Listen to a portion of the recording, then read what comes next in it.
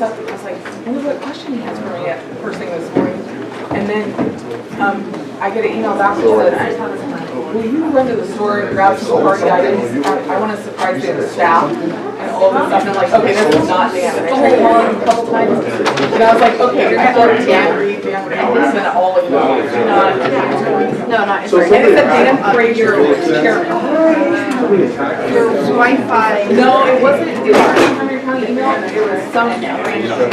So that was good to have that difference there. But it said that it came from your phone. Yeah. So scary. So I sent you a message. You got hacked. Just so you know. Cool. I wonder what else they'll Why say. are those so hard? I mean, your computer that allows you to pick up Wi-Fi. Somehow that got disconnected. It was able to turn off, I don't know. That's good. I don't.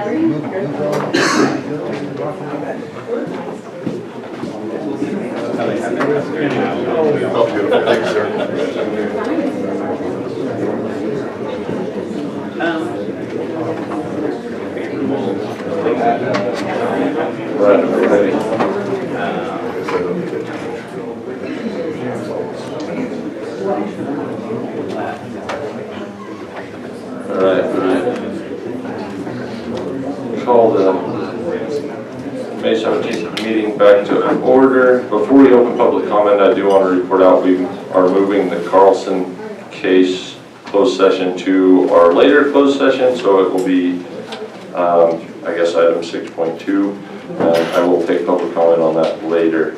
All right, with that, we'll go into public comment. This time is for information from the public on matters not appearing on this agenda or within the consent calendar. All comments are limited to 3 minutes and must pertain to matters within the jurisdiction of this board. When addressing the board, please state your name for the record and address the board as a whole through the chair. No action or discussion will be conducted on matters not listed on the agenda. However, the chair may refer the subject matter to the appropriate department for follow-up or schedule the matter on a subsequent board agenda. Do you have any public comment? Get it going, Adrian Keys from Mayfork. I think that the general consensus is people are still wondering, when or if we're going to be operating this year, but I don't want to spend too much time on that. I would like to ask the chair and the supervisors to consider supporting Assembly Bill 2691. I've submitted some documents to the whole of the board, the staff, concerning this, but haven't heard back. It's a bill that would it would create a new license type that is available only to cultivators. It would allow them to have limited access to direct sales to consumers at licensed cannabis events. The county already has appropriate regulation for these type of events, and our fairgrounds, which is the appropriate venue, also has those regulations. One of our holdups is that we still don't have any retail in the county, so we don't have a local entity to fulfill the retail obligation in those type of events. This bill would allow cultivators up to 8 events at which they can sell direct to consumers. It's a huge missing piece of this whole puzzle for the success of the industry, especially our smaller operators, which basically even the largest farms in Humboldt County would be considered small in scale compared to the rest of the state. It does limit access to direct sales to cultivators with less than an acre of cultivation, so it's specifically tailored to support a craft industry. So if you would like, I could submit the documents again, but I would love to see that on a future agenda. Thank you. Thank you.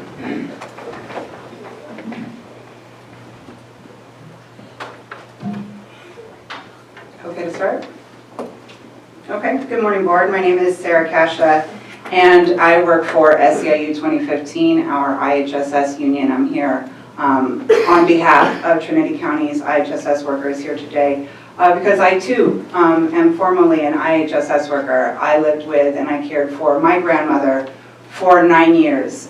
She had severe dementia, but thanks to IHSS, my family and I were able to keep her in her home until her dying day, which was really important to her, and if I had to guess, probably pretty important to a lot of people in this room. And that's exactly what Trinity County's 150 IHSS providers do. They help keep 230 plus seniors and people with disabilities in their homes and out of institutions like nursing homes. They provide domestic services, protective supervision, and paramedical services to our most vulnerable community members. And they do so for just $15.50 an hour, just a little bit more than minimum wage. With high rent and gas prices and lots of other high-paying jobs around, many providers are wondering how long they can afford to continue to do IHSS. We already have a shortage of caregivers here in Trinity County, and we are bound to lose more unless we invest in our IHSS workers like Lake County did, like Modoc County did, like Shasta County did, and like most recently Del Norte County did. As you may know, IHSS is funded by the federal, state, and local governments. The county shares about 15%. What this means is that for every 15 cents the county invests in IHSS, it gets 85 cents back in matching state and federal funds in the form of wages for IHSS workers. And where will our IHSS workers spend their money? Right here in Trinity County on food, gas, and other necessities. So in closing, I just want to make the point that an investment in our IHSS workers is an investment in our county. And I want to ask you to please support a living wage and a fair contract for these IHSS workers. Thank you. Good morning, board. My name is Marissa Mora, and I'm an IHSS care provider. My client is my daughter. She has cerebral palsy and quadriplegia. She eats through a tube in her belly, and we just recently removed the trach that was assisting her to breathe. So she is making progress, yay. But I would like you to implore the fact that we take care of such a needy and vulnerable population. And it includes like an array of different things that we have to do for people. We're talking about elderly and disabled human beings, and it's hard to get old. It's hard to get old and not be able to do what you once were able to do. It's hard to get old and accept that you need help going to the bathroom. You need help taking a shower. You need help getting out of bed sometimes. It's hard to be disabled and see other people do what you cannot. So being an IHSS care provider is number one, meeting the needs of the client, but it's also that emotional factor of helping someone overcome and triumph over what their inabilities are. I mean, seniors, accomplished seniors who have accomplished so much in their lives and are faced with a place in life where they're like, I can't believe I can't do this for myself. It's humiliating. And we deal with that. We don't just deal with helping them. We walk them through, some people walk them through down to the end of their lives. And we have to lay to rest the people that we care for. I implore you to consider what your guys' offer is. Because if you could even offer 25 cents above the initial offer that you guys have on the table right now, we would be grateful for that. Thank you. Hi, my name is Susan. Can you hold up for just 1 second? Sure. I'm going to look at you. I don't want to be a jerk, but I think these are all speaking to an agenda item, so I think that this would be better. It's in closed session. Yes, this is agenda item 6.1. So this public comment period is for things that are not on the agenda. So if you guys could hold your comment until that agenda item, or that would. How long is that? It could be a while. That's why I tried opening that before our meeting even started, as that's a closed session item. So this is for items that are not agendized. So I really don't know what time we'll get back to 6.1. Okay, a lot of these folks got to go to work, and that's why we're being early. I know. We had some And I have a disabled little girl that. miscommunication there. We should have taken this before we even started. So. And you called for that. Yes. So. Mr. Chair, if I may. Yeah. I believe it would be legitimate to reopen closed session comment. You could. That's what I'm looking at council here, because this is, I want to do this right. This is not where this is supposed to be. So, and I guess we could do that. Well, as soon as we close public comment, I'll reopen public comment on the closed session item and let you guys all speak. But let's finish closed session for items that are not on the agenda first, okay? Okay, we have 2 more speakers, her and me, and that's it. Okay, well, let's finish our closed session. So our general public comment. Do we have any other public commenters for items that are not on the agenda? Okay. Hi, I'm Alan Sidman with Trinity Trail Alliance here in Weaverville, California. I just wanted to speak a few minutes about the Lagrange Classic Mountain Bike Race.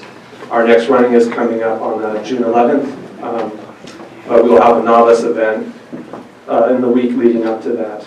So since Trinity Trail Alliance took over the race in 2018, we've had 130 racers in 18. In 19 we had 180, and in 2020 we took the year off because of COVID. Last year was a full virtual, and we ran 130 racers.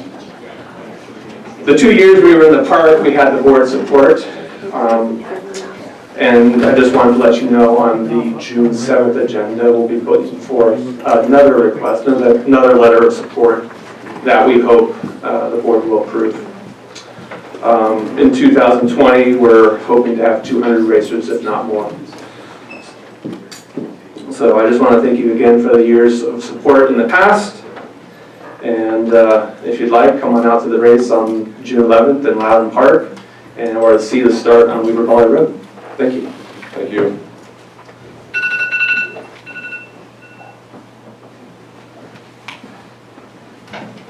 Hello, my name is Michael Yang. I'm here on behalf of the Hmong community. We've been really supportive the past years or so. Compliance with laws, paying our taxes and stuff like that. We just want to come out today to basically let our voice be heard as well, to support our cultivator out there. We just want to talk about law in general, site visit wise specifically. The growing season is right around the corner. We've been told, what we've been hearing, that site visits supposed to be meet quota with the 2 consulting helping out. Site visits supposed to be hitting at least 20 a day. We're not seeing that. Our legal grower, we've been doing what we can to be compliant with the program. We just want to see result, action, good result, not just jumble things that's been going on, excuses. This has been going on for quite too long. We just want to come out and basically express our concern and frustration as well. Site visits need to be done. We want to be compliant. The way how the program is going, you guys are promoting criminal activity to happen. We don't want that. We as the Hmong community, we've been staying behind for too long. We just want to make sure that our voices are heard and things need to be done. Like I said, good result. We've been doing what we can for the past couple of years now. We just want things to move forward so that we ourselves can support our family, support the community, support local business as well. We just want things to be done, and we're just here to express our concern. Like I said, we're here today. If you guys have any questions, feel free to reach out to the Hmong community. We do have a community that we've been doing an annual celebration. You guys are more than welcome to come and celebrate with us as well. We've been here for quite some years now, and we just want to be heard, that's all. We're here to support you guys as well as the local grower out there, as well as anybody. We just want to make sure that things get done as well too. Thank you.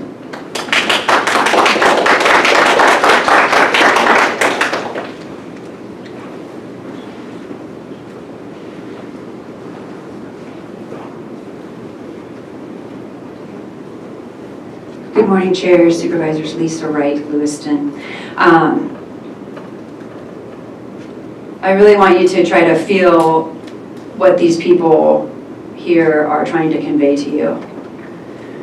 Chow said it very well to me. There's no food for her belly this year. No food for her belly.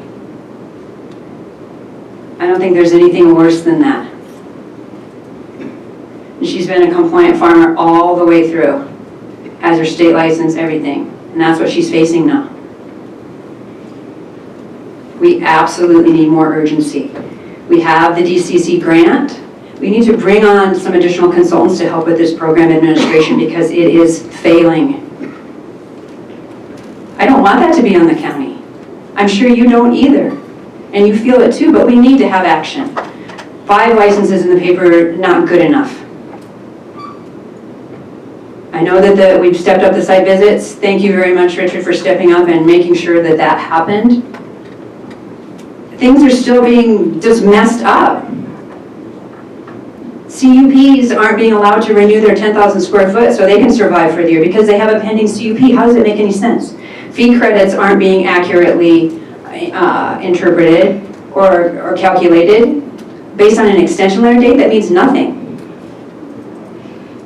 This program is not being correctly administered, and there's so much potential. I think maybe it was Yuki, $250,000 in tax revenue being lost every month. It's sad. It's not acceptable, and we need change. Please bring in some additional resources. It's too much for the current staff that you have. We have this grant. It needs to happen now, or you're going to lose all these people. Tax-paying people, businesses are going to fail, people are going to go bankrupt, farms are going to be lost. But remember, there's no food for their bellies. Please don't forget that. Thank you.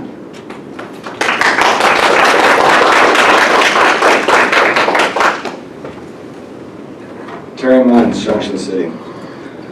I'm really busy, so I don't get to come to all the meetings and really listen, especially the last couple of years, trying to survive our industry.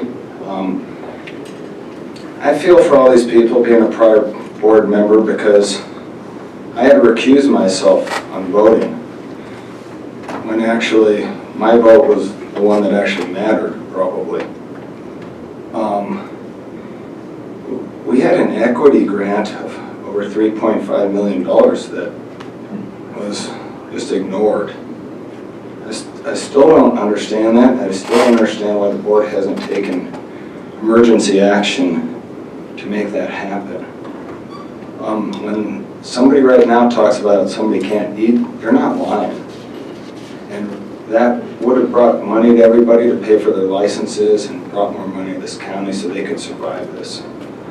And that came after my time, but still was ignored by this county. And the biggest thing I don't understand, and I think we really all deserve answers to, is why wasn't the judge's ruling appealed? The state came out in September and came out and immediately said his ruling was unacceptable to them and they didn't understand it. And any quality legal team would have immediately appealed it. So when I said last time, I think you guys aren't getting good advice, I think it's time to take care of this and clean up the advice you're getting and hire somebody qualified. Okay, seriously. You guys are getting bad advice. I know that. I was in your seat once. I questioned it then. I'm questioning it further today because you're not addressing the urgency of this county correctly, and that's your responsibility, is to do what's best in the interest of this county. So when you didn't appeal that decision, you guys didn't do what was in the best interest of this county. You let the largest employees get decimated by your guys' inaction by the planning department. You push the penalty onto the farmers. That's actually illegal. Okay, you can't do that. You guys actually need to get serious here because there is going to be some more legal action here pretty soon. I think the protection for these people is going to have to bring that about. I don't know what else to do, because I'm partially responsible being a supervisor prior. So I'm going to do something if you guys aren't. Seriously. I've had enough. You guys are 100% responsible for this, and you're not doing enough, and you're not doing it now. It's absolutely unacceptable.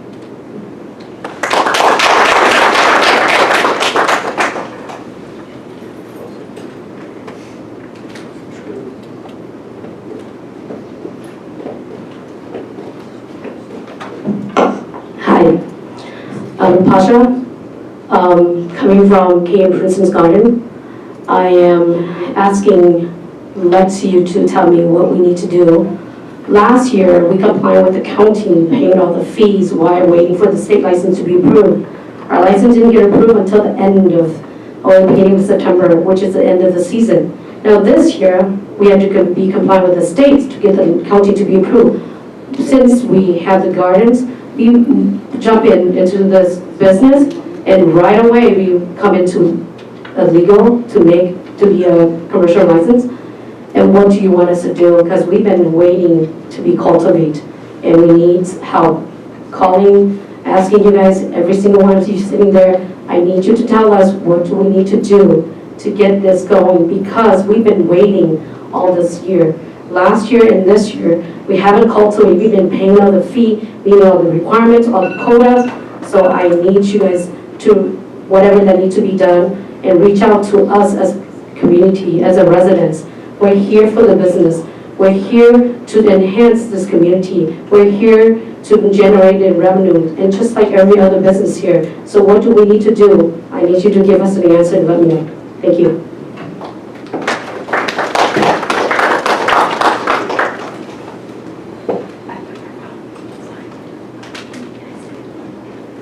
Hi there, Jennifer Hill, Douglas City. Somebody told me you guys are listening, but you're just not hearing us. Like, please hear us, please. I've been a resident of Trinity County since 2011. We have 3 licensed farms. We've been in compliance since the very beginning. I want to raise my family here. I love it here. You guys are pushing us out. Like, they're not lying. Like, we can't eat. You guys, please, please hear us. Please, please take some action. You guys are the ones, it's in your hands. You can take action. You can help us. Thank you.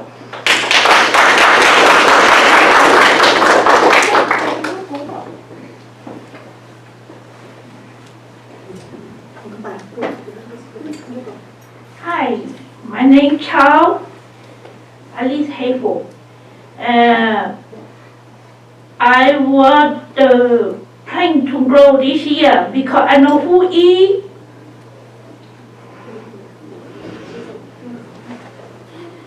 My last year something up. I don't really know who eat this year. And I go apply the food stamp, but they not give to me too. Yeah, you not let me grow this year, let me know. I go home. Go all the way, go back all the way. No, stay right here.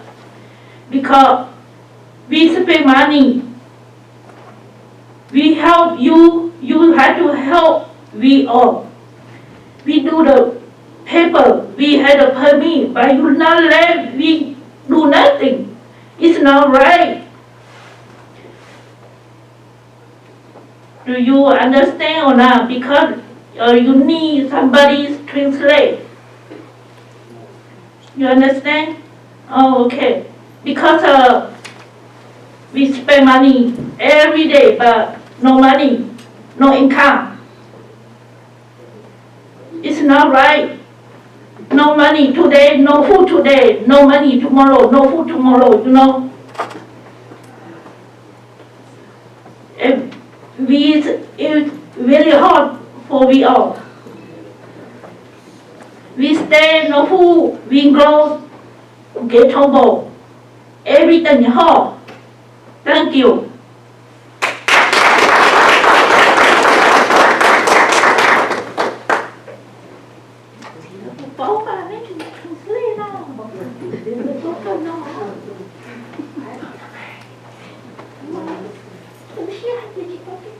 Hi, Steve Lyon, Junction City.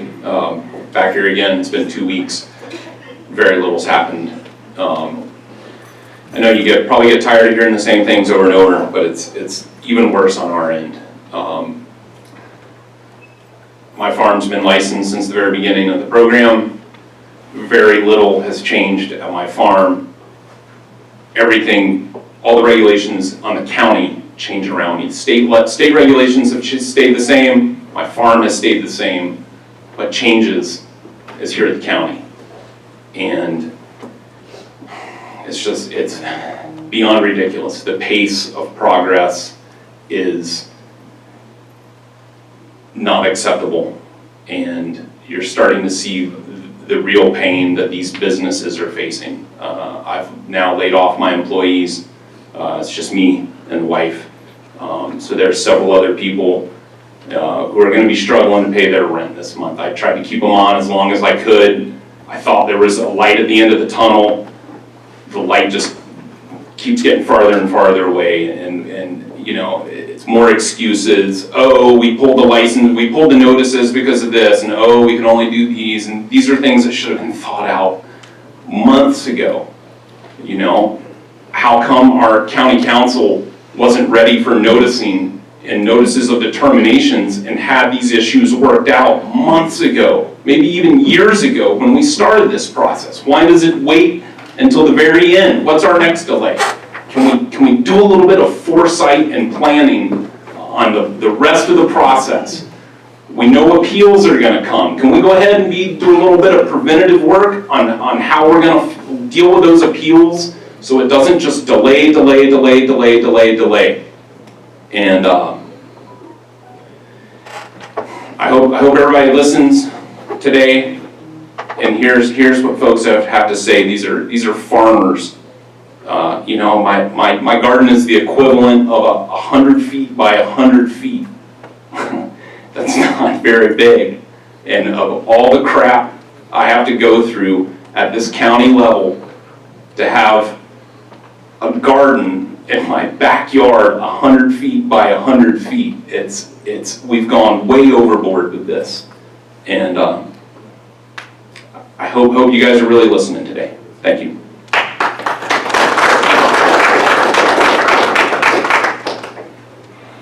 Excuse me, Chair. Is it possible to allow the IHSS providers to speak, the last two? Because they do have to go to work, and that is... I'm thinking hopefully, it looks like we're starting to wind down on general public comment, so Zoom. Do we have a bunch of people on Zoom? As of right now, I have only 2 people with their hand raised and no chats. All right, well, how many people do we have still in the audience to speak? Looks like some.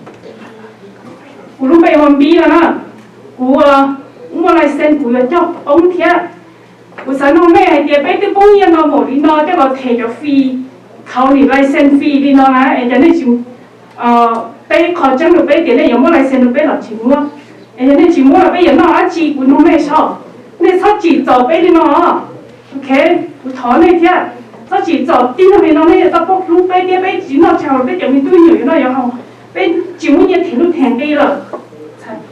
I'm here to translate. Hi, my name is Bella Lord, Douglas City. I'm here today to ask the board, where's the love? I've been paying my fee, I've been paying my taxes, I've been doing whatever I can to be compliant with local authorization. I just need a little love and support from you guys. I've been doing everything I can to support and love you guys. I just need that in return. How am I going to feed my family? How am I going to support my kids? I have little ones at home. They're waiting for me to put food on the table for them. If I can't cultivate this year, how am I going to support my kids? At the end of the day, you know, I'm just doing whatever I can to be compliant, to follow the rules, to do whatever I can to support my family, support you guys, local authorization, the community, the small business. I just want to cultivate. I just want to put food on my table, bring money to my family. That's all I'm asking for. Show us some love. Show me some love so that I can show you guys some love as well too. 那这些就能做人家啦，那就到路北我到这家了啦，那我里头有那些牌子啦，那是路北的店啦，哎路边。You guys are not stupid people. You guys are smart people. I'm here to express my concern, my frustration to you guys. What you guys are doing right now is just torturing me. I don't know what to do every day waking up. It's torturing. Like I say, you guys are smart people. You guys know what's going on. You guys seeing what's going on. 是啊，这大了，就那个弄老师不才弄那点，现在有么了，现在别了，寂寞了，那也别变成那混出的来，寂寞那么好的来。There's only 20 days left for the season to start. I need an answer. Please give me an answer if I can cultivate. I've been compliant. My CEQA has been submitted. fee has been paid. I need an answer so I can support my family, put food on the table for my family. 别让你们接跌倒那就到了，那就到别考虑别个，下个些到底跌别我就空了，别得路时阵是呢，都是好，现在的大是好喏呢。I can't just sit here and just wait. I need result. I want to see result. The season's coming up. I need something. I want to make sure what I'm doing is right. I'm not promoting illegal growth. I want to be illegal growth. I need answer. 那还真的有我都过带，我来先人家就我那个路海那海的那我知道，所以我们要做大了，独立喏咩？ How come there's always? 哎，真的好野来。 How come you guys always implement the law, the ordinance to us to follow, but you guys are not following what you guys are saying? We need answer. We're doing what we can. There is no excuses anymore. We want to see result. You guys can't just implement an ordinance or a law and expect us to follow, but you guys don't follow what you guys are saying. We need answer. 那一杯你要倒那杯多菜的嘛，那都些苦了，那有道理吗？老。 Are you guys satisfied with me being hungry? Are you guys satisfied with us not having any money to put food on our table? Is that what caused satisfaction for the board? We need help. We want help. You guys are the answer. Give us the right answer. We're following whatever you guys are doing. 上街被人多去谈啊，这们还跑步着呢。你那还有路真，他们北都被上车到了呢，也叫风了呢。我来先点，我就看一个慢慢。 I'm sick and tired just waiting every 2 weeks for the board supervisor, every week at the ACOG meeting. We need a result. If you guys are going to shut down the program, go ahead and shut down the program. At least I can go and do something else. Instead of waiting here, hoping to see the light at the tunnel, hoping for successful, hoping to get something going, a business going. 我多弄了，还有那个路边多去擦，还得直接个倒，这你一考保证路绕呢，只要有多弄的呢，你是后边那个那个，只要能多要的呢，有道理呢，到去到呢。 I'm here today to express my concern, and I want answer.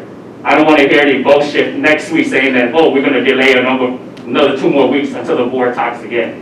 I want answer by next week. I want to see result by next week. I'm here today to express my concern. I'm here today to speak on behalf of myself, all the growers out there, all the legal growers, and please do something. Help us so that we can move on. Help us so that we can support you guys as well.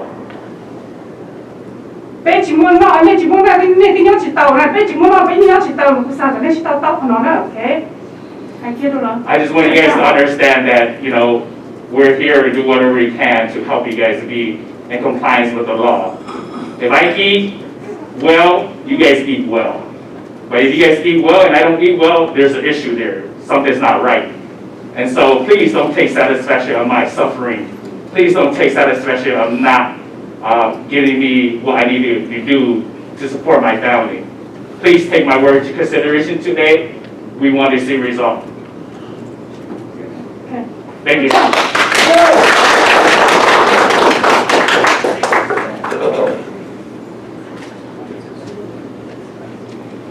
All right, how many people do we have on Zoom now? I currently have 4 hands raised. All right, that looks like our public comment is going to take a substantial amount of time, so I'm looking at council again. How would we go about doing this if we wanted? Just suppose you could pause public comments for the stuff that's not agendized, hear their comments, and then restart the public comment. Okay. All right, well, since we've had we've got a ranked meeting, what's stopping us now? So I guess we will close public comment momentarily. And I'm going to open public comment on item 6.1. And that's for anyone. And then we'll go back to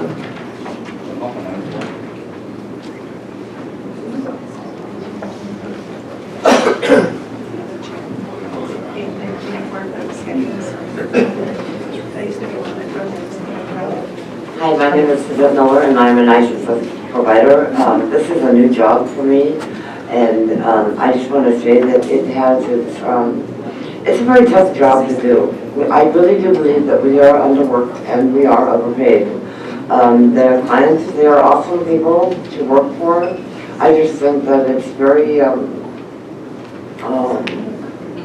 don't know, I just think that we are underworked and overpaid. I think that we are given more living wage and more good providers, and there wouldn't be such a lack in the job and the field in it. So it's a really tough job to do, and I just hope that you favor us. Thank you.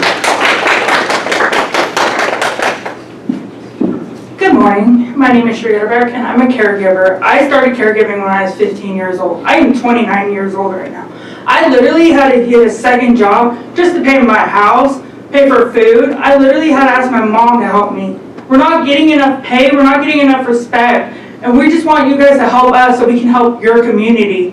If you don't help us, then you're not going to have caregivers to help people like you when you guys get older and you need help. Thank you. Hi, Board. Thank you for doing this. I really do appreciate it. My name is Clayton Raposa. I'm the Chief Negotiator for the union for Trinity County. And these folks do work really hard. I know you guys know. And you know, we've had a really good relationship with Trinity County for a long time, our union. We work really well with the public authority, and it's been a really good working relationship. We also understand that Trinity County is not rolling in money. So we're not asking for a whole bunch. You've got an offer currently on the table. We're here today just to ask for a little bit more. We have to do our due diligence and come to you guys, and it's a pretty small amount of money that we're asking for more. They do hard work. You guys know inflation, gas, all that kind of stuff is just going through the roof. And in particular, Trinity County has some really rural clients that are really far out, and folks just can't afford to get to them. Right now, that's leading to a high number of hours that are authorized for care that aren't being filled because nobody will go work them, because it's just not worth the money to drive an hour out and then an hour back. You've spent, your first 3 or 4 hours working is now eat up in gas. So we understand that money's tight, but please consider our what we've said that we would settle for. I don't want to get into it in specifics, but we've come back with a counter that we're hoping that you guys will consider. You'll hear it in closed session. I believe Liz is going to do a presentation. Other than that, like I said, our work with the county has been really good, and we look forward to improving the program going forward. And yeah, please have a heart for the caregivers, and please consider our offer. Thank you. Thank you.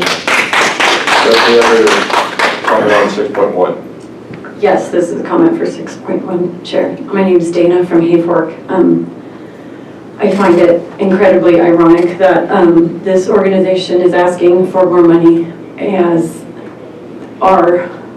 my industry can provide as an estimate based off of Keith Grove's comments of $250,000 a month to the county. There's not enough money to pay staff appropriately in the county. I know all departments feel it. And yet, there seems to be a systematic hamstringing of an industry that is successful, though it has its challenges, but can provide revenue to the county.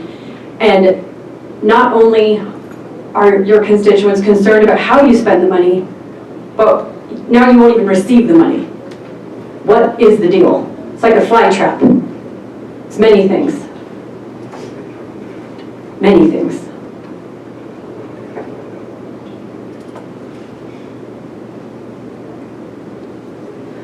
it's hard to look at us.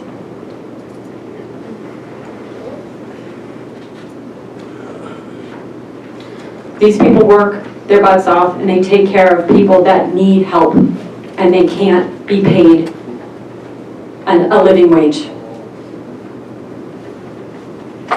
Living wages. There's no excuse because you have a revenue that could come in, but you're blocking that from happening. And the real question is why? I love that answer. Thank you. Morning, Chair Frazier, Supervisors, John Burt from Junction City. I'd also like to comment on 6.9. Or sorry, 6.1. This is, I agree with the previous speakers, and these in-home support staff are really the last line of defense for those least amongst us that are having the roughest time in life to have some dignity and some quality of life. It's a thankless job. Previous speaker's absolutely right. We've got what could be a flourishing industry here that has volunteered a tax into the general fund that could be used to support, another token of, $1 an hour or whatever these folks are asking for. It could also be used to support essential other services like law enforcement and corrections staff. I mean, they work really hard too. They do dangerous work. We can't pay them a living wage either. This needs to change. Please stand up the licensing side of this cannabis program immediately. We're kind of veering off of 6.1. But this is to the finances of the county as a whole, all right? And the longer that the implementation of our cannabis program is delayed, the more likely the county is to be bankrupted by this inaction. So please act and do these people a solid and give them what they're asking for.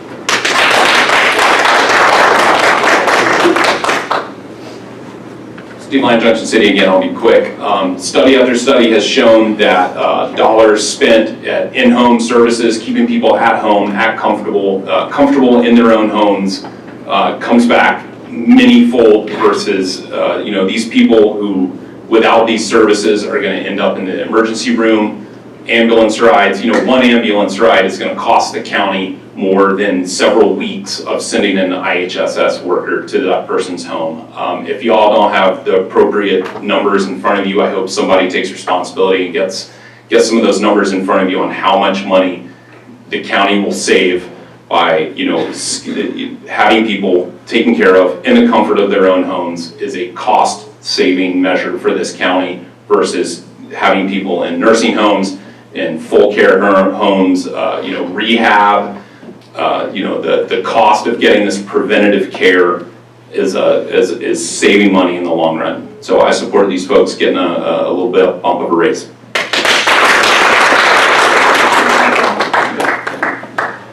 Adrian Keys from Hayfork. I'm going to reinforce everything everyone else has said. These folks need to earn a living wage. This is one of the most important jobs in the entire county.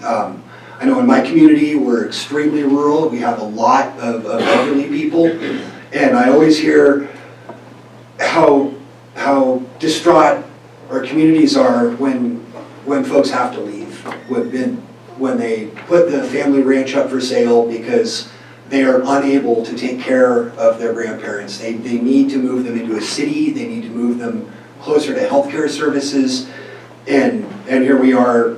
I mean, I don't know the numbers. I have no idea what their contracts say, but I don't think there's enough that these folks could be paid. I personally have taken care of a senior citizen in Hayfork while he was convalescing. He was my friend, and it was a lot of trips to Reading, a lot of trips to the emergency rooms. It was not cheap, he was not a wealthy man. And it causes me a lot of serious, I'm having a little bit of pain here, seeing people who are willing to do this job, but but not being paid adequately so that they can even become homeowners or even renters in the county. And I mean, I'm not gonna go too far off agenda because JB already got hit for that, but to see another group of people who are also willing to work and to contribute to this county that can fill that gap simultaneous to hearing from the IHHS folks, it's disturbing. We do lose residents because of the lack of in-home healthcare services in this county. When those people leave, they take cultural knowledge with them. They take the experience of living in this community with them. And that is eroding at the nature of living in Trinity County. It's becoming more and more difficult for what I would call normal, average, working class people to live in this community, or in this county. And you know, just please, whatever they're asking for, give it to them. And follow through with closing the gap financially by letting us all get back to work. Thank you.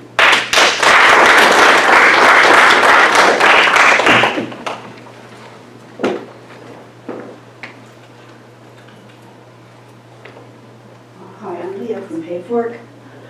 I did IHSS for a while for this one woman.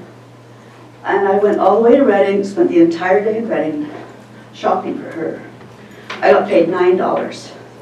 It didn't even cover the gas, nothing. That's it. Do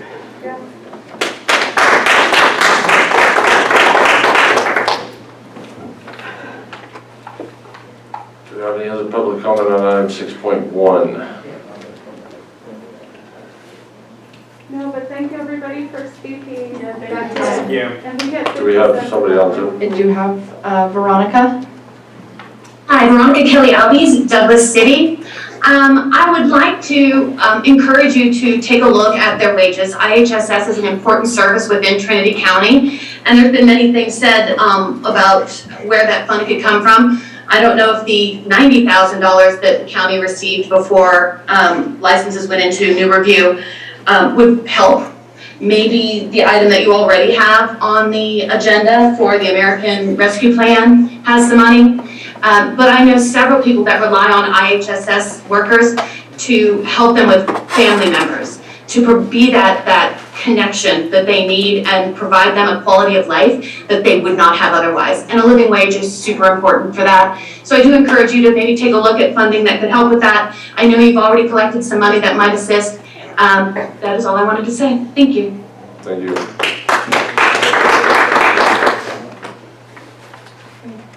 I have a Cheyenne Brady with their hand raised, but I'm not sure if that's for this item or general public comment. Cheyenne, did you have a comment? Yeah, I'll speak now. This is Ben Brady from Wildwood. Is this comment on item 6.1, the IHSS negotiations? Yes, I'll make it brief. Okay. Yeah, I support giving these people more money. I support giving cannabis money to these people rather than giving cannabis money to TAA. I don't know why the county is draining our money towards them instead of using it on useful stuff like this, and I don't know why TAA would want to drain the county's money. I think we're getting a little off topic. Well, I'm just gonna say that I support them getting more money. I'd love for it to come from the cannabis money that you guys have collected and all the cannabis money that you haven't collected but should be, if you were to get this program up and running. Thank you. Thank you. With that, Chairman, I have no raised hands and no new chats. All right, then we will close public comment on item 6.1 and allow those folks to go back to work. And Thank you. Thank you.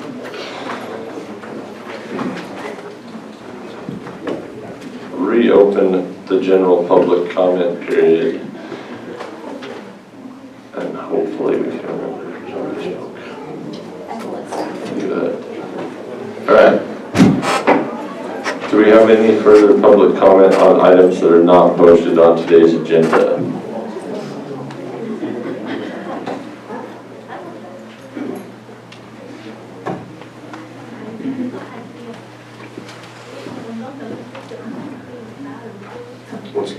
Lamar from Junction City. I'd like to request that you guys pull it's item 3.13 from the consent agenda. You can request that when we take public comment on the consent agenda. It's actually very confusing, the new policy regarding that. Wasn't it supposed to be done only during public comment these days since the change? No. I'll take public comment on the consent agenda before we go into the consent agenda. Okay. And so I would also like to once again request an agenda item for a larger, more global conversation about the cannabis program. In addition to the cannabis ad hoc report outs that have been good. I think this is a truly crisis point that the county has reached, and I think the entire board needs to hear from the community and the ad hoc and staff. I would encourage all staff that support the program to be part of that meeting. And we really need some resolution to this immediately. I request this item to be on the next Board of Supervisors agenda. I've made this request multiple times. The crisis we're facing right now is entirely avoidable, as I think most people feel. And like Health and Human Services and law enforcement and corrections, I think most folks in Trinity would consider it an essential service. And most of the applicants have paid for this service for years. It's about time to get what they paid for. Here we are in the middle of May and we don't have one single Appendix C approved. It's been a year and a half. It's a big deal. It's a really big deal. This could bankrupt our county. We could lose all of our law enforcement. We've been patient. Please take action. Immediately. What's been happening is not enough. Everyone in here has maintained a positive attitude, and many of what we fear could happen has not happened yet. But as this continues to deteriorate, the county's going to find themselves in a real emergency here. Please address this emergency.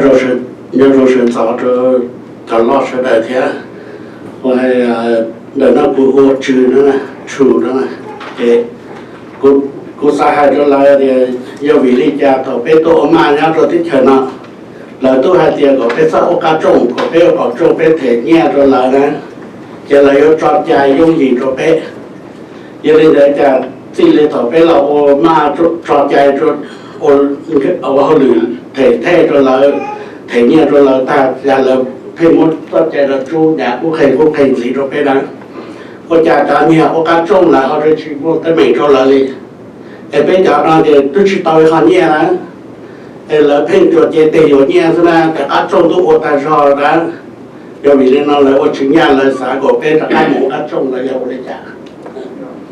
Good morning to the board. My name is True, Avila City. I'm here today to express my concern when I first came here when the program started. I was told that as long as I pay my taxes, compliance with the law at local authorization, that I should be able to get a license easily as long as I compliance with the law at local authorization.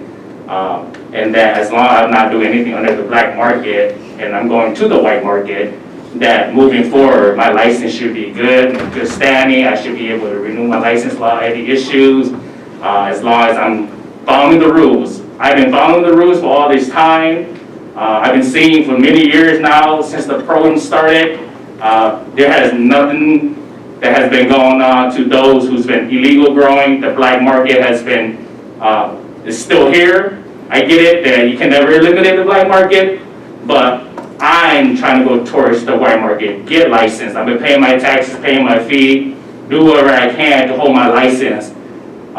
So do you guys want me to go back and, you know, cultivate illegally? You guys want us to, you know, do whatever we can under the market? I don't want that. I don't want to go back to that. I don't want that.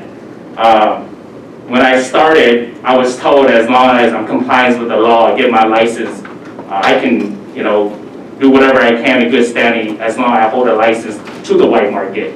But seeing my neighbors, been seeing everywhere, illegal grow everywhere, and nothing's being taken care of. I understand law enforcement have their own rules and regulations that they're gonna have to follow, but it seems like nothing's being done. I'm seeing here at my neighbor planting illegally and nothing's being done to them year in, year out. And I'm here suffering, paying money, taxes, renewing my fees, doing CEQA, everything I can just to hold my license, and now I can't get a license because of what's been going on. So please, like I say, we're here today, I'm expressing my concern as well. I want to see results. I want to grow legally. And please do something to the illegal market as well, too. Because like I say, neighbors around us, everywhere around us, they're the one who's gaining the most out of this. We're here suffering, and they're out there, doesn't have to drop a dime or money on taxes or fee, and they're living rich, and I'm being poor because I want to follow the rules. That's not right. So please do something about it.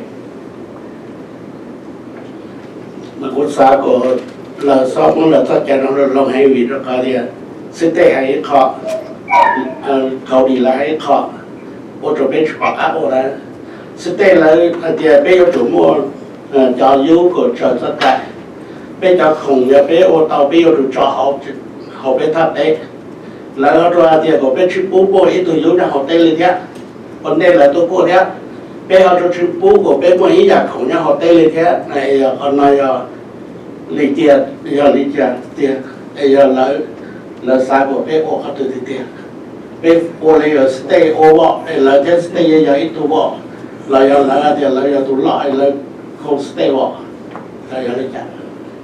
So I'm getting confused with DCC of compliance compared to local authorization. DCC state we have their license, we can have product on site. Local authorization that we can't because we don't have a license through them. So who's the bigger agency? Is it the state that we have to follow, or is it the county? Because if we're doing both, it's getting very confusing. Because state is coming out and doing site visit as well. They're telling us, hey, we could have it. Some of them are telling us, hey, we can't have it because you don't have local authorization at the county level.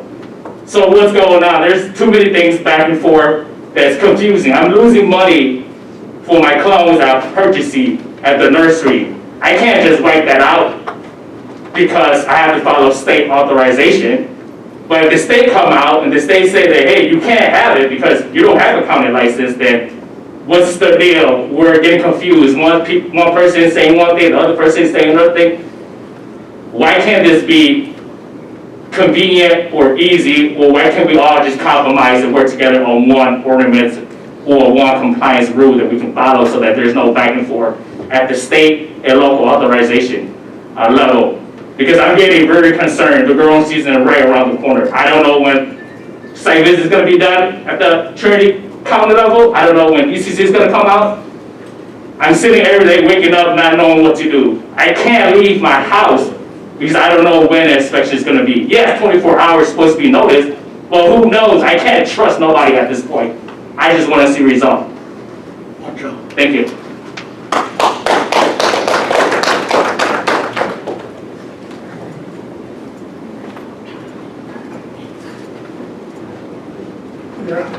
My name is George Lorenz. I've only lived up here for about 6 years, but the area is beautiful. I like it, and we've got a little farm, and we've had everybody come over and look at it and passed all the laws, and everything's nice. And I'm also trying to remediate the property from all the damage done by the industries before us. The gold miners, the timberers, everything. The property has been utterly torn up and destroyed by all these previous industries. And as far as I can know, the government was always behind them and, you know, helping them to go whatever. But I walk around my land and I see that what took thousands and thousands of years to put down was dug up and destroyed. There's rock piles all over the place. And I would like to remediate it and open my land up back to the forest, to the animals and stuff. And I do everything in my power to do that. But that takes money to remediate things properly. And what I don't understand is, I know that the cannabis was legalized by the state, by the voters. I don't know, a high percentage, 69, 70% of the people voted for this. And it seems to me like the local governments are still trying to put their foot down on the brake and slow everything down, when it doesn't make sense to me. This is a good thing. I hire young people that really would have problems working elsewhere, that have tattoos, and I have nothing against them, but I employ some of these people, and they work hard, we're helping them, and I just don't get it, of the people, by the people, for the people. Where did that go? I miss it. I miss it.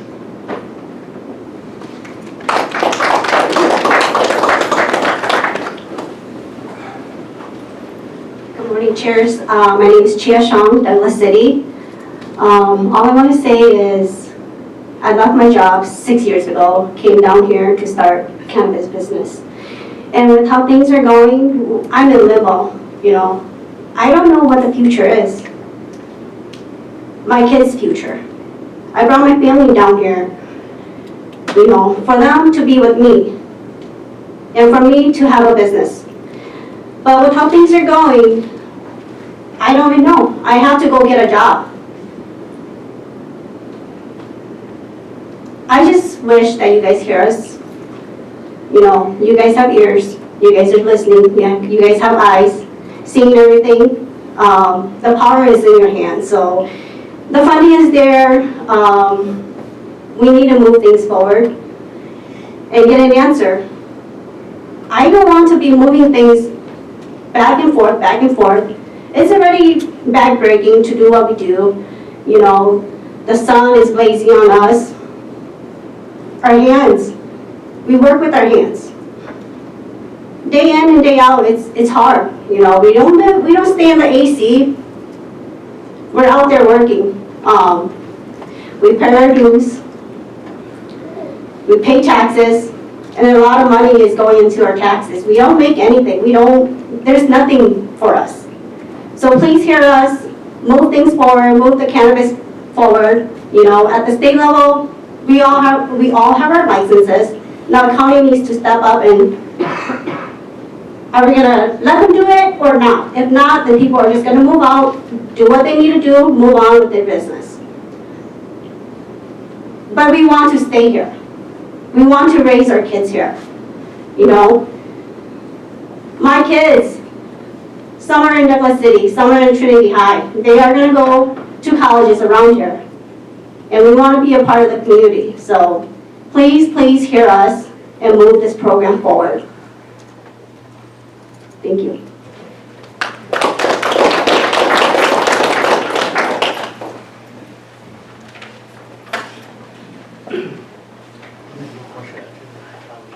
Good morning, Chair. Zaving, Douglas City. Well, obviously everybody before me have mentioned the concerns, the worries. Everybody behind me is going to mention their worries and concerns. So basically, I'm going to actually talk about my story. Everybody here today, before me, it's going to be after me, is really, we want answer solutions. This has been ongoing for 2 years. Everybody's been put into limbo for 2 years. We all see there's a light at the end of the tunnel, but really, nobody has seen the light, okay? So for me, it's so hard. It's so hard. And here's my story. My family, we came over here 7 years ago. We're so immersed in our community where we live. My kids go to school here. We shop at the local businesses as well as everybody else. We pay our taxes when taxes are due, licensing when licenses are due, everything like that. But as a father and as a husband, especially as a father, during dinner time, when my kids ask me, what's for dinner? I'm able to let them know we're having chicken, we're having pork, we're having, like my youngest daughter's favorite, macaroni and cheese. Okay? But up to now, I dread it the most. As a father, I dread that the most. Why? I have a 3-year-old girl, 3-year-old daughter. I always say she's my baby girl. I dread it the most, and I try to avoid the dinner the most is why. She's always going to ask that same question, Dad, what's for dinner? My answer right now is, I don't know. I really don't know. Everybody behind me or before me said the same thing. They don't have anything to eat. They don't know what the next meal is.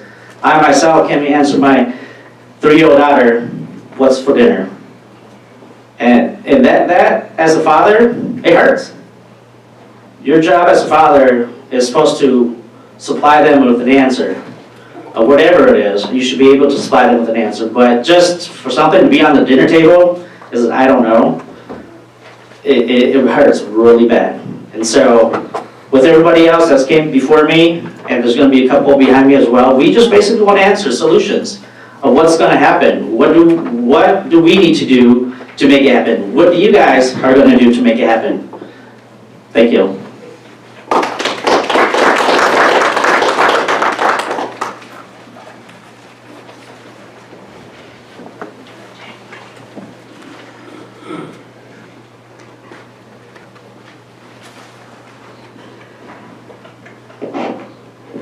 Hi, my name is Poryi Moore. I'm from Douglas City. I just want to let you know that, I have houses in 2 other states that I could have gone to, but I chose to be here because I love the weather here. I love the county. I love everything, about this county. That's why I'm here. And I have kids that goes to high school here, and my son, he's the homecoming king this year at Trinity High. And, I have teachers that call me, and they tell me that, you're doing a good job. I am so thankful to know Johnny. He's such a good student, and he brings joy to my life. And I just want to be a part of the community, and at the same time, I want to make a living too. And I chose to be here, but I'm not making anything here, I'm getting money from somewhere else to help support me living here. And, I'm running out of resources. And if you guys don't step up and help, a lot of us are going to be gone. And we chose to be here because we love this community. We want to be a part of it, and we want our kids to be a part of it. And we have kids in high school, we have kids in elementary school. We need to help them. We still want to support, our kids, And so I hope you guys can, hear us and support us. Thank you.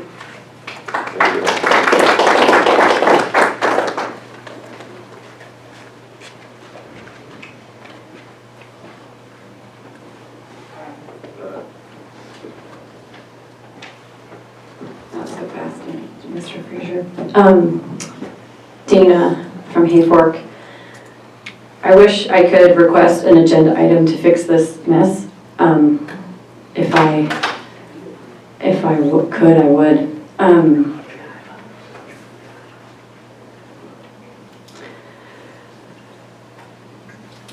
People are going to keep showing up and turning out until this is resolved. It's not going to stop.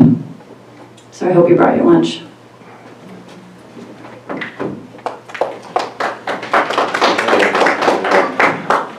I've seen several hands raised on Zoom, so Yes. I'll let you control the Zoom land. Okay. Cheyenne Brady. Hello, Ben Brady, Wildwood. Thanks for taking my comments today, board. This is gonna be all summer long. Probably. I think I'm pretty far in the front of the queue with these secret documents. I'm probably in the first 5. And I'm still waiting on mine.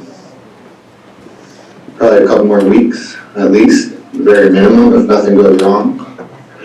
So, however many hundreds of people are behind me, and we know the speed that this thing's going at, say most people, most licensed farms in the county won't be able to grow this year.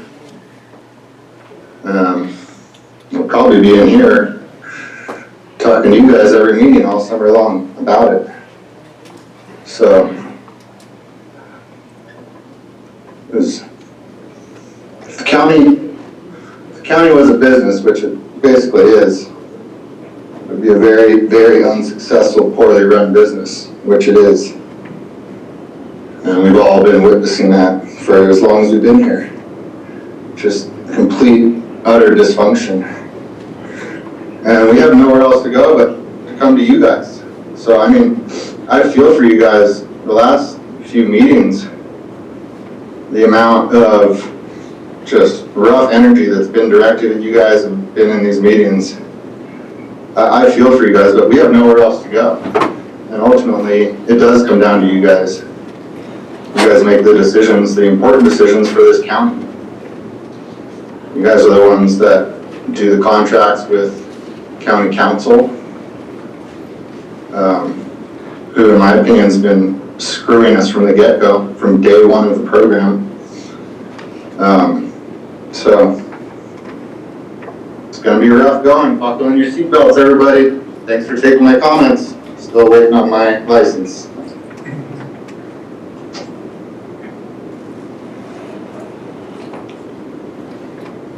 Okay, next we have Daryl's iPhone.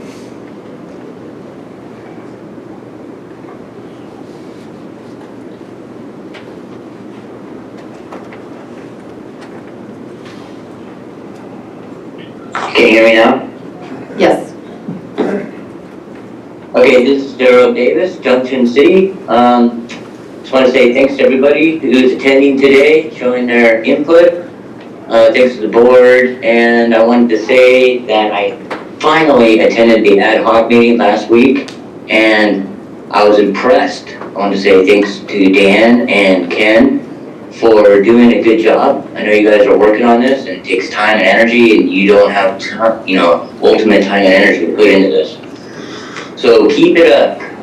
I also quickly wanted to bring up the impact that always seems to be missed here is the jobs loss if we just basically continue at this rate. I spoke before about being in a county that has a mill, or being in a town that has a mill. In the middle of town, that's Weaverville. Imagine if there was 20 mills in the middle of Weaverville, and then one day they're all closed, all of them. That's what we're dealing with here in this county right now, that amount of job loss. We can't handle that. I have a 6-year-old daughter. Not being able to, just taking a year off after a horrible season last year with the smoke and the fire, losing almost everything. And now we have to take this season off. That's an impossibility. What we're gonna look at is a mass exodus of farmers from Trinity County. And we will be going to maybe a different state that started up after our county began its attempt at a successful program. And they're already ahead of us. So I was born in Mendo, raised in Humboldt, I farm in Trinity. I represent the Emerald Triangle, and we earned this. So thank you for doing what you can so far, and just trying to stay positive. Last thing I wanted to say was, I guess that's it. Thank you, everybody. Peace. Okay, next we have Ryan Tarbell. Good morning, Supervisors. Ryan Tarbell, PAFORC. I just want to underscore what everybody else has been saying, that the most important task at hand is processing and approving these Appendix Cs. And that needs to come before everything else, before ordinance development and whatever else. Staff is really struggling logistically to manage this process. Just as one example, the Appendix C project tracking spreadsheet available on the commercial cannabis webpage hasn't had a new Appendix C submittal added since 422, and CCLs are still listed as undergoing initial review from 317. That's almost 2 months ago, without any response back to those people submitting. Furthermore, many CCL submittals still aren't even receiving a confirmation email that they were submitted. I mean, that's something that should really only take a couple minutes and give people peace of mind. I mean, they're waiting months to hear back from the county at this point, and it's just really not okay. The county needs to do better. I would also request an update on the site inspection progress today during the director reports, or during the ad hoc report. I mean, we're hearing that a lot of inspections are supposedly happening, but I would like to hear some actual numbers around those. And on a more positive note, I was just at the Hayfork transfer station a couple days ago, and it's looking great. It's looking better than I've seen it in quite a long while. So I'd like to say thank you to Solid Waste for that. It's, you know, making our community look better by far, and I appreciate that. And I'd also request at a future board meeting that we get an update on concerning the status of the single stream and recycling and developing strategy to bring that back to Hayfork. Thank you. Okay, next we have Chris. Hello, good morning. It's Chris Williams, Weaverville. Are you hearing us? Honestly, are you really hearing us? The word hear comes from an old English word meaning perception of sound by ear, action of listening. How many times do we have to say it? Our livelihoods are dwindling while you do what? It came to my attention last week that Supervisor Cox sent a thank you card to the Cannabis Division Director on behalf of her church. What a slap in the face to this community. Thank you for what? Who do you serve? You serve me. You serve our community. And our community is in pain. The Cannabis Division continues to refuse to meet with consultants and licensees. They answer emails whenever they feel like it and play God with our futures. They act like we don't matter. You act like we don't matter. Yet without us, you wouldn't be in your position of power. So what are you going to do with your power? I've heard the same excuses again and again and again and again. And so it's time to try something new. Take action. Get creative. Do something. Because doing nothing is killing our community. Not just the livelihoods of our farmers and the consultants, but every single business and person in this community. Because the revenue that we're losing out on, just on the cannabis tax, could solve so many of our infrastructure issues. Better staffing, housing, roads, etc. I love this community, and I only want the best for it, as it's beautiful, and it's made up of incredible, resilient people. Supervisors, please serve your community or step down from your position. Thank you very much. Okay, next we have Rosanna Betts-Garrett. I just want to, I guess, echo what a lot of people are saying. I am really disappointed with how the cannabis program is being administered. You know, last week we just didn't have any notice.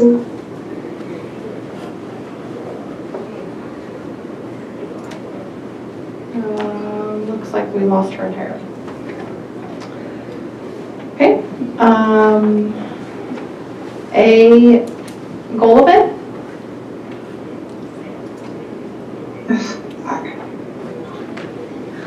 Hold on. What's going on? Oh, Rosanna, are you still there? Hello, can you hear me? Yes. Okay, sorry. My internet is not stable as I need it to be. I I'm echoing what a lot of people have already said, that the cannabis program is not being administered properly. It doesn't even seem like it's being administered at all. It doesn't look like people are moving through technical review at all. I hear that site inspections are happening, which is great, but I would like more of them to actually be happening. We're not talking about that many licenses here. We're talking about, from the information that's available, I'm looking at 257 sites, for inspection. That shouldn't take months. It shouldn't take the 4 months or whatever it's been we've been talking about this. I just would really like to see not just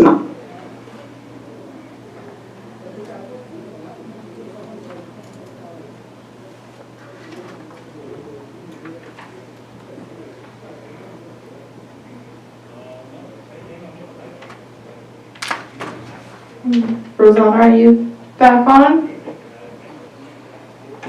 Yeah, I'm back on. I don't know if you guys can hear me or what you're hearing, but just please, let's try and do a better job. Let's not even try, let's do a better job with cannabis, okay? Let's make it work so that the county can then move on and address other county matters. Thank you.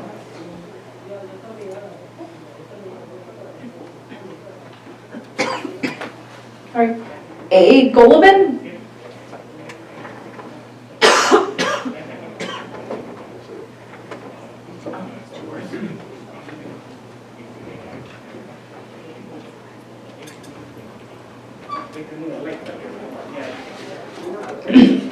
A. Golovin?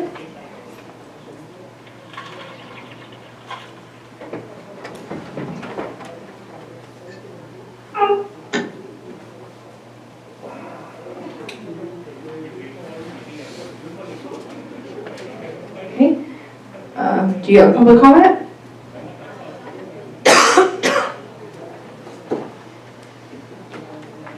Not sounding like it. Okay. We will move on to Veronica Kelly. Good morning, Veronica Kelly. Hi, can you hear me? Sorry. Oh, sorry, can you hear me? Hello? That's not Veronica speaking. No, this is Anne-Marie Golovin, sorry. Okay, go ahead. Veronica, we'll come back to you. Hi. Oh, sorry about that, Veronica. I want to thank everyone for being here today, both the audience and for the supervisors. My name is Anne-Marie Golovin. I'm the resident ranch off of Highway 36. My family has been here for, well, we've been in California since before the gold rush. And we've seen, well, a lot of groups come in. Everyone thinks they're going to get rich. You do. We remain, but we're seeing history repeat itself here. And I sit at the area where Trinity, Shasta, and Tehama meet. And what I'm seeing here happening in cannabis, we've seen before. It was mentioned with the mills earlier in this conversation. And it happened to a lot of the cattle ranchers when they were given bad information. So I also want to address 3.13 on your agenda and also the audience. Who have you paid as consultants in this? Well, We got bad advice before. 3.13 is an agenda item, so it's not for this time. So Okay. I'm just saying in general, as public commentary, you guys are getting consultants. Your DCC is already reviewing it right now, redoing all of its regulations from its emergency regulations. Not one consultant from here was there at this meeting. Also, you are sitting in an area where the majority of this product has always been grown, where the least amount, the most virginous land in the world. And the arguing that is happening here happened once before, and it decimated those ranges. And this very much looks like another one of those situations where, instead of acting in cooperation, this is becoming a perfect avenue for a hedge fund that deals in distressed assets to come in and bundle this place up. We've seen it before. This is being repeated, and I'm being begged you guys to work in cooperation. Yes, going and doing these environmental studies, well, you can drive and go visit two places and take all day in that county. We all know that. But we could also work with the universities and the UC system and help bring those environmental students that are getting their master's and PhDs and have them help us We can do that also through money in the farm bill. We have money right now for cleaning up the environment from what the gentleman said about how he's redoing this property. There's money sitting with the DPC right now for watershed areas and for other environmental projects. We are seeing that right now, where I'm sitting, a lot of people don't know this area. They also don't know the difficulty and the advantages that it faces. And we can't just hire a cookie-cutter consulting group. And I'd also beg you to look at the time frame of when those licenses were turned in. I approached the DCC and asked if you could move the time frame of when your state licenses are due, because there's no reason that those are coming due during the middle of the growing season. And anyone who did anything to help you apply for that has a very small area of agriculture. And a lot of these million groups that are coming in here will look like grassroots movements. I tell you right now, they are after a turf and do not fall for it. They wiped out our industries before. They will do this again. And we can work in cooperation. Time's up. I'm sorry. Okay, next we have Veronica Kelly Albies. Good morning again. This is Veronica Kelly Albies from Douglas City. And I'm sad with this whole situation. I'm sad hearing all of these stories. And I really believe a lot of this could have been addressed years ago so that we wouldn't be in the position that we're in now. But that said, we can't go backwards. I do want to commend Director Connell on his direction on how he's trying to make sure everything is right so this doesn't happen again to all of these growers that are looking for food in their belly and for a roof over their heads. I appreciate that all residents of Trinity County are being considered as it has always intended to be from the beginning, as we make sure everything, all the T's are crossed and the I's are dotted. I appreciate that. I work here, I pay taxes. There are many of us that can't be at this meeting today, they're working as well. And I wanted the opportunity to say to this staff, thank you for all the hard work that you're putting in. I'm sorry for all the grief that you get. And I do encourage the board to find ways to support staff, support all of these people that are speaking to you today, to get this done correctly. Not fast, but get it done right. I believe in that statement, so that this doesn't continue happening. And find ways to support your staff so they can get this job done. I know they've been working hard because they also don't want to see not one single resident of Trinity County failing in any way. And so because of them, I know that they work hard and that they're doing their best, but they do need the support, and that does fall on the board. And I know that you guys are always looking for creative ways to do that, thinking outside the box. I've been going to the ad hoc meetings. I've seen it happening as well. I encourage you to just keep digging.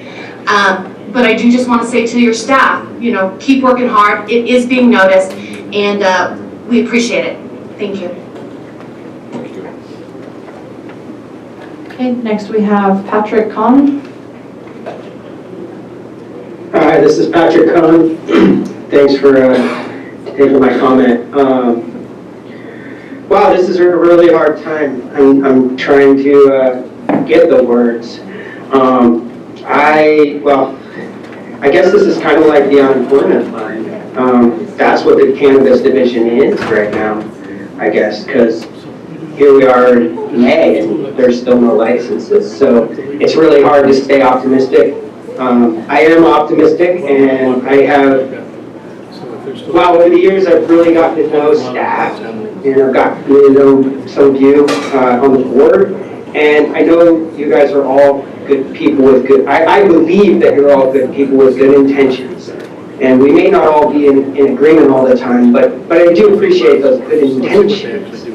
And right now, I'm hoping for some creativity. I'd like to hear something more creative than taking your plants to your neighbors. I'd like to hear something more creative than go get a state license and don't have your county license all coupled together and functioning as properly. I've been hoping for some creativity for a while now, because my license, as well as many other licenses, are just sort of suspended in the Trinity County program, which is really unfortunate, because as a grower, I know I feel and many others feel like we've done everything that we can. So now we're just kind of left to showing up to these meetings and trying to appeal to you to do something. And I think this, at this point, I don't think this is a staff issue. I mean, that is a really huge aspect of it. But when we're looking at this many farms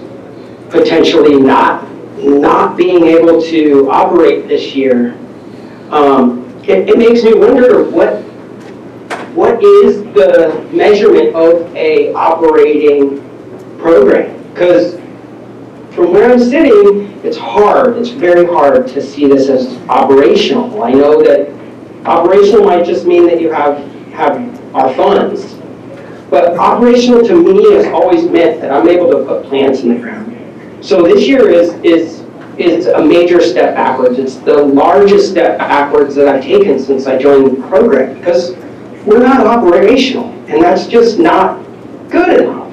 And so I'm really we're just all gonna have to keep coming and showing our support for our community and our program every week and month on these Board of Supervisors meetings until we can hear some kind of solution, some type of creativity, because we're not licensed and we're not all employed because our licenses are not operational. So I'd really like to hear some creativity. Thanks.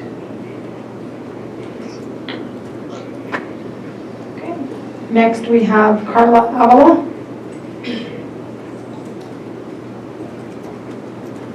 Hello, can you hear me okay?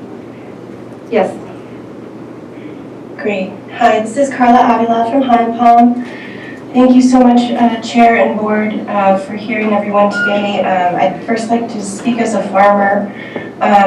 It really is a good thing that we grow a lot of our own food, because we are a very small farm, and when one of our main cash crops can't operate for this long, it definitely puts an incredible strain on our ability to feed our family. And with the regulations of cannabis, we've actually had a really hard time farming food the way we used to, and have been unable to produce the surplus we used to for market, for the farmers market, and couldn't afford to keep a house for food because of the hoop house regulations, and have found some creative ways over the years to work around that, but nonetheless it's a challenge. And my concern with this process is that we're gonna go back through 7 years of files with the staff that hasn't been here, and hopefully not duplicate things that, a lot of us are in existing facilities that have not been developed. We had previous CEs and have still not developed further, and there's beyond excessive evidence of proof of compliance in every way, and I would really hate to see us get bogged down once again in things that we've spent 7 years building. So that's my comment towards the process. I'd like to change hats now, and I'm also the executive director of the Trinity County Arts Council. And I'm a musician by trade. I have a master's in music. I have spent over 25 years in arts administration, specializing in organizational development. And I really love this community. I really love the vibrant arts community, and I'm very, very thrilled to be in this position. It's a part-time position. It in no way, shape, or form pays for my family's living. We would not be able to pay our bills and feed our family on this income, but it's a really important job, and I'm very proud to be doing it. I think that the creative sector is one of the most important things we can look towards in our priorities right now, because cannabis is absolutely important, but it's also the fact that it's just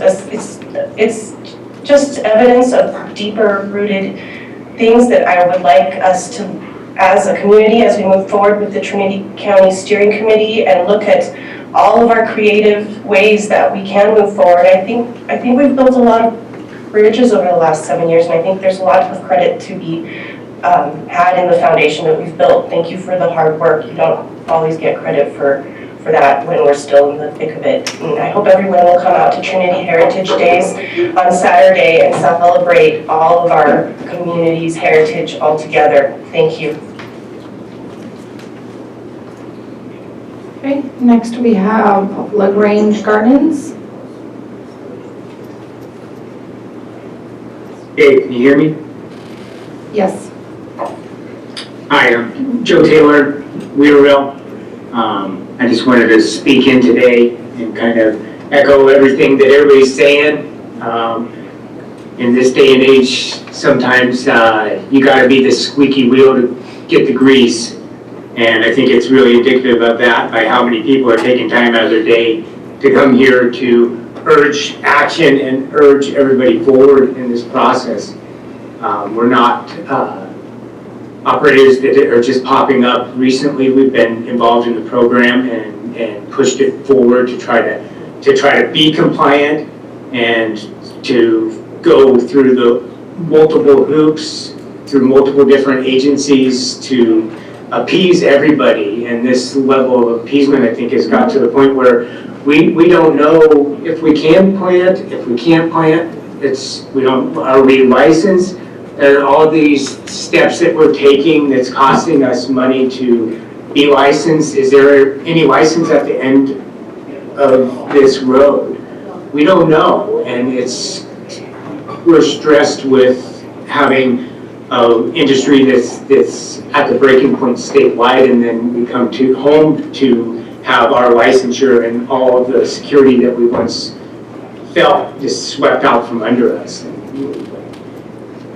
Everybody takes risks in life. We took risks to be farmers on this crop. You guys took risks to be the supervisors of this county. The people that are in the cannabis department took risks to be employed there. And all this risk together, and there's nothing that's being had by it. It's time that maybe we look at it as that we need to take more risks, and that you guys need to direct the staff to kind of think out of the box, be creative. Don't worry about getting sued, because it's like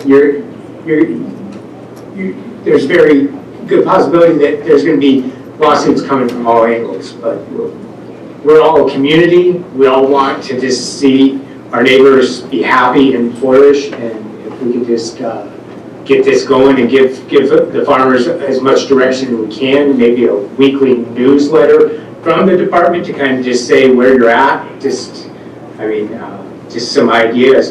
Let's get it going. It's June, and from the time I lost my license to now, I could have had a new kid. And think of all the planning that you do when you have a new child on the way.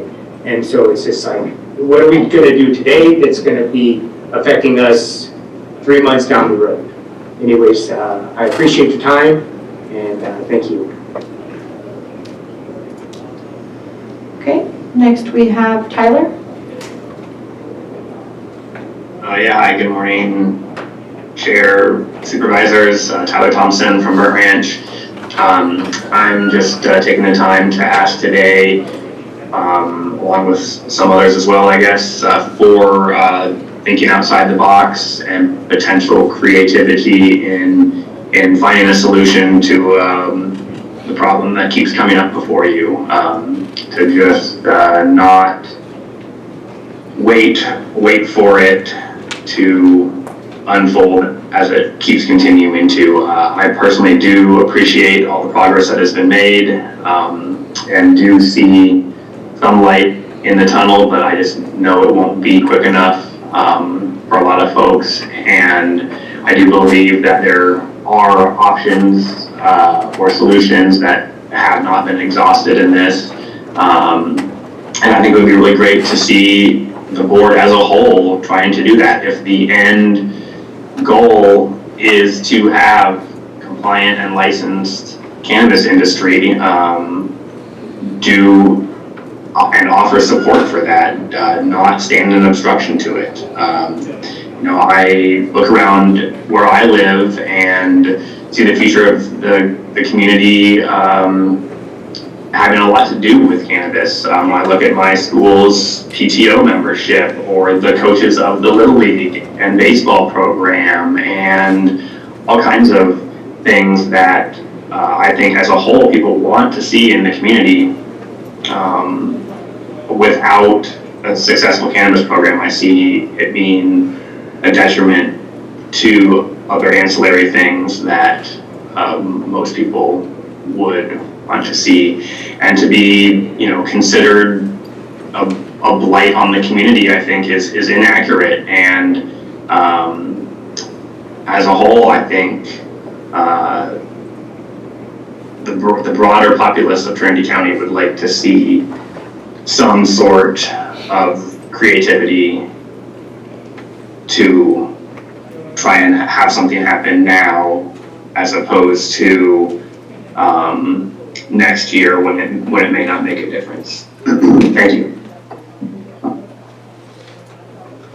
Okay, next we have Catherine Sidman.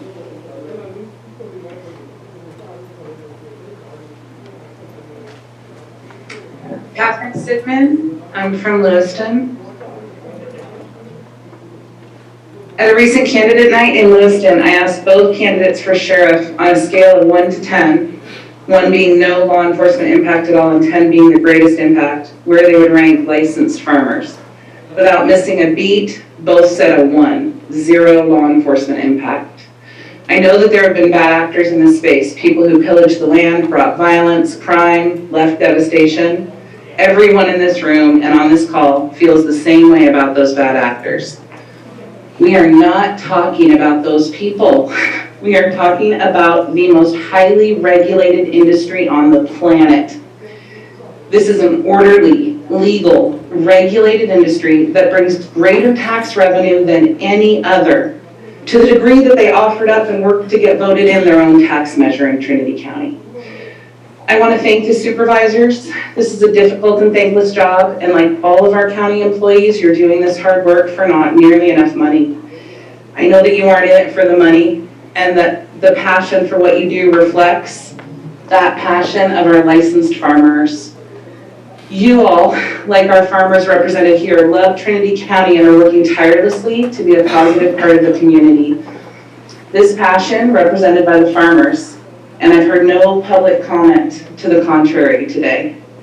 I'd especially like to thank my supervisor, Keith Groves. He is by far the most fair person I know. His sensible leadership reflected a thoughtful approach that was not agendized one way or the other.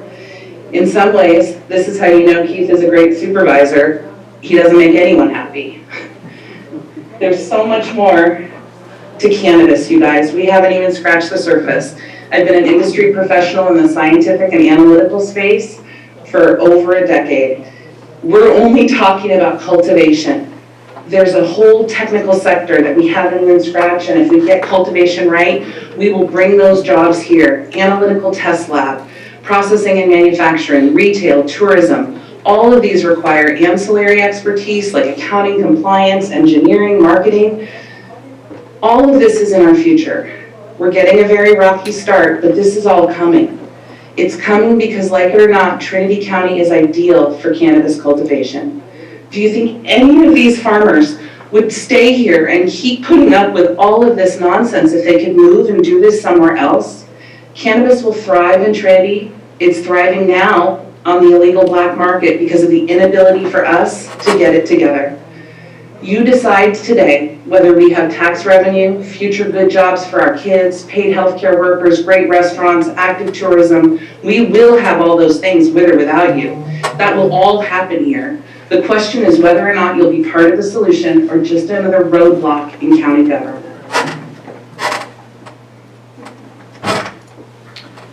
Okay, next I have Astrid Dobo. Hello, good morning. My name is Astrid Dobo. I'm actually the fire chief of Post Mountain Volunteer Fire Department. That is in the community, the infamous community of Trinity Pines. I own a legal farm myself, and my parents, until a few months ago, also owned a legal farm. We had to let their permits expire because we could not continue to afford the permitting fees. Most legal farmers that I know have let their permits expire and are no longer farming, which is a very sad thing to see. And that's a large percentage of the legal farms that were in my community. I'm sure many of you know about my community that we are mostly illegal farmers, and I wanted to speak up about that today. I am disappointed in the lack of action that has been being taken towards the illegal farms. A few months ago, I was called to a property for a fire. I saw so many illegal practices on that farm, such as massive illegal grading, illegal tree falling, that I called county code enforcement, and they explained to me, he was awesome, on the phone with me for an hour, and he explained very clearly that he is not really legally allowed to go onto these properties, even if someone like me calls and complains about the amount of violations on site.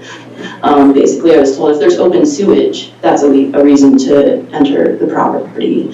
I would love to see more action towards, you know, obviously as a legal farmer, I want to see these things worked out, and I so appreciate hearing this discussion today. It's awesome.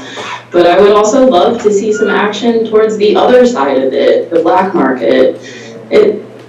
People in my community are just going for it. They're putting up massive greenhouses. They're doing whatever they want without a drop of fear. And doing what I'm doing, it's just beyond frustrating and difficult to watch. I really hope that things can turn around and that we can have a cohesive county that really utilizes the amazing things that we have here right in front of us. We have so many wonderful legal farmers that really want to make a difference and pay their way and do the right thing. Thank you very much, everyone. Have a great day.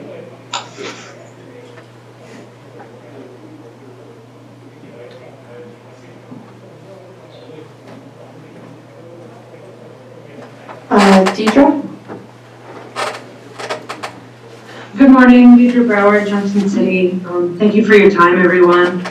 I really just want to offer my verbal support, I guess, again, for this process that seems to be so difficult to have legal cannabis farms. Astrid spoke well. She sees a lot of the harms from the illegal. I don't want to say all illegal cultivators are bad, but we do receive most of our harms as a community from those farms and not from the legal farms. And not only are our legal cultivators suffering as they go through this really slow regulatory process with its constant changes, but you know, there's a lot of things that are really not in any human's control so much as far as buyers and the economy of the industry in general and things like that. So I just, you know, I hope that we can get it together and offer our farmers the support that they need, because I truly believe that we all benefit from an economy, from cleaner watersheds, and more transparency as we can have our legal farms on board. Thank you. Next we have Walter Wood. Hi, my name is Walter Wood. I live on South Fork Road. I've been licensed since, you know, near the beginning here. And yes, I just, you know, like everyone said, we really like you guys to think outside of the box. The ones being penalized right now are those that are trying to do the right thing, and that's just backwards. Let's figure something out. To me, you know, losing $250,000 plus a month ought to be worth some risks, or some, you know, some way to think outside of the box and move this forward. Let's get licenses for people. Let's not, you know, let's not lose all this potential. Thank you.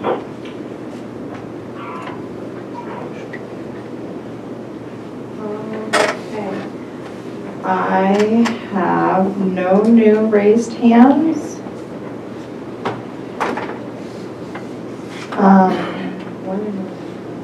And no new chats.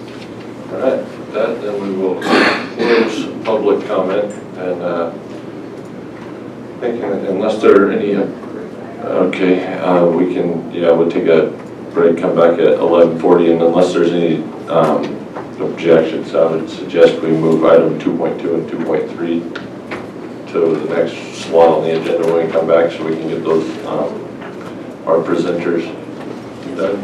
All right, so we'll be back at 11:40. I would request anybody that spoke today to stay around for the cannabis ad hoc report. Whenever that happens.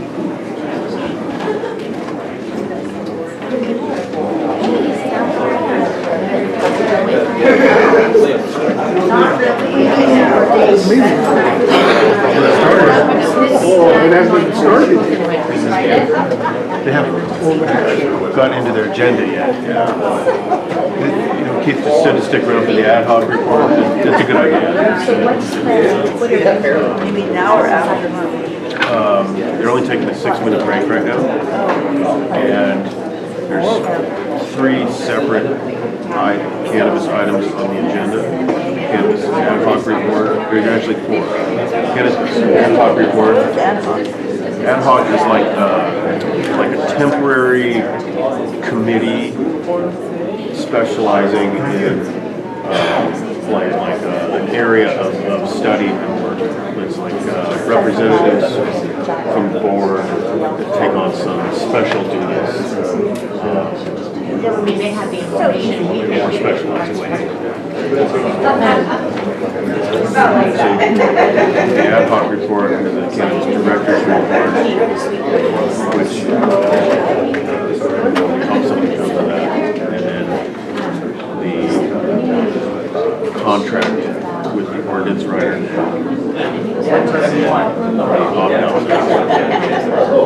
Or cannabis items. There's going to be presentations, Forest Service, Sheriff, I think here shortly. It's going to take a little time. And then they'll get into the staff report. They'll get into the consent agenda. And that's when we start getting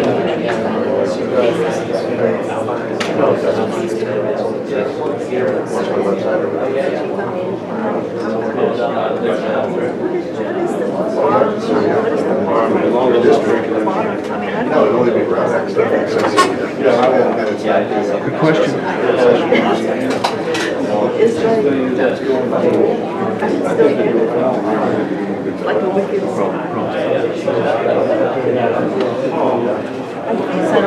Well, they come there, but they do. They can do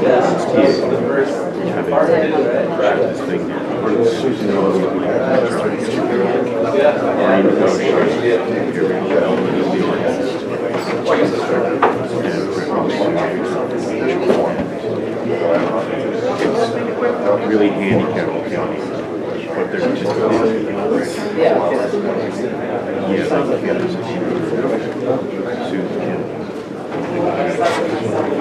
George, how are you?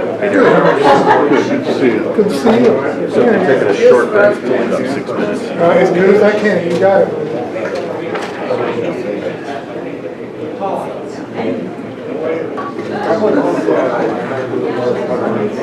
Okay. Hey, Sean. Yeah.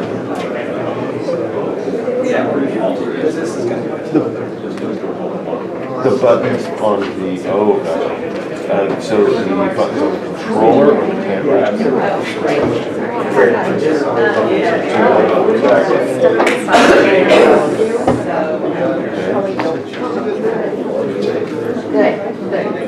So I just pressed the red button. Nothing happened. Okay. Red button.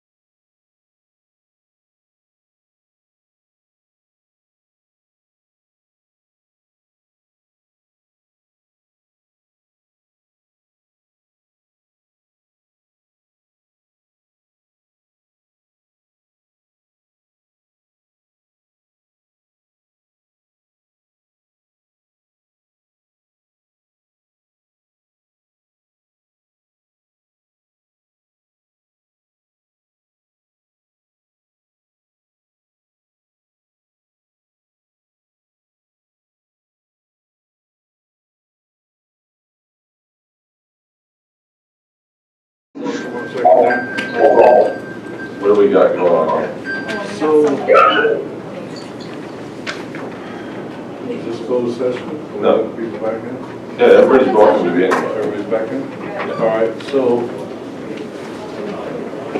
would it be possible to ask everybody out there to come back in so they can hear this?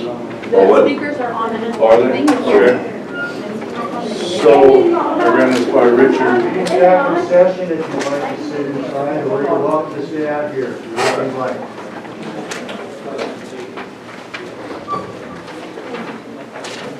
So before the break, I ran this by Richard, and it's a possible new forum to get things worked out, since I did notice that most of the people who spoke earlier are from my district. So what I'd like to present to you guys is we have a town hall meeting with Sean and possibly two of the consultants, and maybe get a little bit more clarification on some of your guys' questions here, maybe move the project along a little bit quicker. I don't think there's any legalities against doing this, as far as Richard said. So as long as we don't have a Brown Act violation, if the folks in my community or any other district would like to get together and speak with Director Connell, myself, and one representative from each of the consulting firms, Waco and Helix, and see if we can work this situation out a little bit quicker, or at least find out what the problems are and what the delays are. I would be up for that. You guys can get a hold of me on my website. Pick a date. I'm open any night. I know sometimes it's hard for you guys to get here in the daytime to do this. So to make this a little bit more open to everybody, I'd be willing to do it at night. Whatever time is good for most of the folks, would be great for me. So please get a hold of me and let me know what's convenient for you guys. And hopefully this will speed things along, let you have one-on-one time, aside from the ad hoc, which I think is doing a great job, by the way. And maybe get some clarity, some questions answered. So I'm up for that. If you guys are up for that, let me know. You can talk to me after, you can email me. I'm easy to get a hold of. Let's see if we can put that together and have a little town hall meeting and see if we can get this thing moving along a little bit quicker, or at least your questions answered. Thanks. All right, well. So you're just talking, you're having your own? Yes. Yes. Okay. So I think you better, you should, you, Letty, Richard, and Ed and Sean should sit down and strategize on that, if that's something. Yeah. You're going to have to coordinate with other people if you're going to invite them along. If you're going to invite Director Connell and our consultants and stuff, that's going to be a major issue to try to get everybody on the same page. You might have to take most of that on yourself and then relay the information, but that's fine. Yeah, that's it. I don't mind doing that at all. All right. Moving on. We have presentations. I think for time issues, we're going to do item 2.3 first, so that we can get our Forest Service representatives back to work, and then we will move to item 2.2.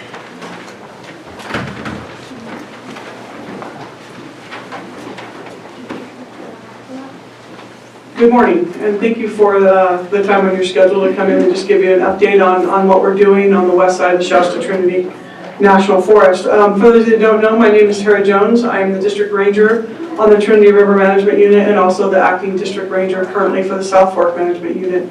Ben Sundahl, who couldn't be here today, is the Deputy District Ranger for both of those units. I want to give you a little bit of an update on a few things, the status of our post-fire activities. We have temporarily shifted our focus in terms of something like a blitz into the river complex to knock out as many, get our hazard trees and public safety trees addressed in the river complex. that area experienced, as you all know, high severity fire. The Goldfield campground was completely destroyed, as well as a number of the hazard trees that lead up to our trailheads that I know how important recreation is to Trinity County. So we're doing our utmost to knock out some of those critical roads in that campground area and just get it done really quickly. You should see a lot of white trucks running around in your district, Mr. Supervisor Rose, sorry. Want to give you, also let you know the pilot project, which has been an ongoing, very long awaited NEPA process. That NEPA process has been completed, and it's expected that our forest supervisor, Rachel Berkey, will sign that document either late this week or early next week. So that's been a long time coming, and we're really looking forward to moving out on that. Wanted to give you some feedback. As most of you know, we held 5 public meetings, one in Trinity Center, one in Weaverville, one in Burt Ranch, one in High and Palm, and one in Hayfork. I really appreciate the time that the supervisors who came to those meetings, and I appreciate the time of the public to come out, hear what your thoughts are on managing the National Forest, and to hear your concerns. I want to let you know that we'll be doing follow-up meetings in the fall. So in the spring, we should hear your concerns, let you know kind of what we're looking at, and in the fall, we should be able to tell you what we've accomplished. I also want to give you an update on the Trinity County RAC.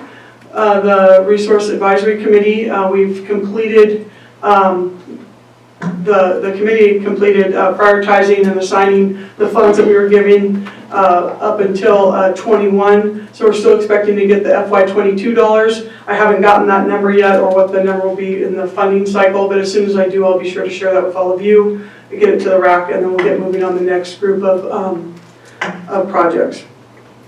Moving on, I do want to let you know in the RAC we do have LeJean Hammond, who is helping us out, has moved on to the Supervisors National Forest. He'll be working down there, and we have a new person helping us out up here, Monique Ray.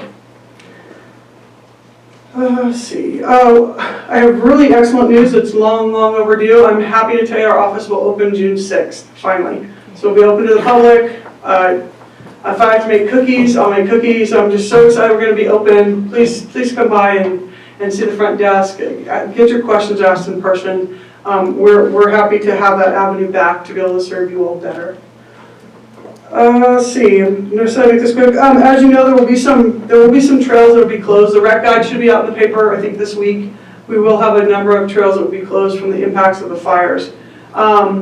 The biggest concern for me as the ranger is where we've lost the trails, where you can't tell, there's no sign, and we've had enough dirt moved that you can't tell if you're on the trail or not. That is, to me, the biggest hazard. And so we have had some late season success in getting some people on board in recreation who will help us make those evaluations of those trails and get them open as quickly as we can. I did meet with the Trinity County Collaborative Rec subgroup last week, and we'll have our collaborative group full session this Friday. I think that's most of what I had for you today. I wanted to let you know, sometimes we don't talk about the partners that we're working with, or I don't talk about them enough. The RCD has been doing a fantastic job of working with us and helping us manage the WCF collaboratively. We're looking to expand that and use them more and give them some more things on their plate to help us with. The Watershed Center continues to be a really important partner as well in helping us with the Bowerman fuel break on Bowerman Ridge. The list goes on and on. The Fire Safe Council, there are just so many partners that we're really fortunate to work with, and with some of the disaster funding, we'd be able to put more money into some of those agreements to help them help us. So that's what I have for you for an update. I know it's brief. I know you have already had a long meeting with a lot of speakers, so if there's any questions for me, I'm happy to take them. Otherwise, I communicate pretty regularly with a bunch of you. If there's anything else, any other questions, I'm happy to take them. Yeah, I have a few questions. After our last meeting we had in Hayfork, some of the people that were there and some other folks came up to me and asked me a few questions. Will the McFarland Fire Recovery CE be done in time for the mill of Avila? Yes. I will tell you though that I made the difficult decision. There was a 2-week gap. I'm putting everybody in there, everyone I have over on River to get, so the goal is to get both River and and McFarland sold so they can be harvested this year and get those fuels off of the landscape. Are you putting a fuel break around that area? Are you talking McFarland? Up at River Complex. We're dealing with the public safety trees right now. That's the immediate threat, and then we'll do a follow-up restoration project later.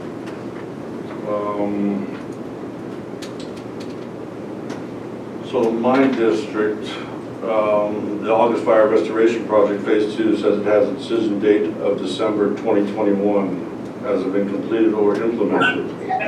No, McFarland Phase 2 has not been. I'll need to get that updated. It's very close, but it hasn't been completed yet. But since you brought up the August complex, I will tell you that having that NEPA done, the August Phase 1 NEPA done, and soon the August Phase 2 will allow us to take some of those disaster supplemental funds and get fuels work done on the ground in those areas that are covered by NEPA. So I expect a lot of fuels work, significantly more fuels work than we've been doing to be accomplished in that August fire footprint. Okay, the Barker Mountain Passive Reflector CE, that's going to give AT&T service in Hayfork. Will that be completed by July? I don't have a date for you on that. I know it's making its way through the process because I saw it just the other day, but let me take a note on that. You want to know if it's going to be done by July? Yeah. And that's Barker. Yep. The Growl Gulch Restoration CE Stage 0 Restoration Project. Was supposed to be completed by April. Was it completed in April? Corral Gulch. That's, we did that, we had that covered in our public meetings. We have the slides and things. I think we're doing some consultation with the tribes and finishing up some archaeology little pieces of the puzzle. So it's not done, expected to be done very soon. That's one of the things we talked about, I think, at our meeting, which Stage 0 ones are pretty popular and work pretty well. So I guess the last question, I think I asked you this before, do you think it's effective to have a single district ranger responsible for nearly 1 million acres of national forest lands?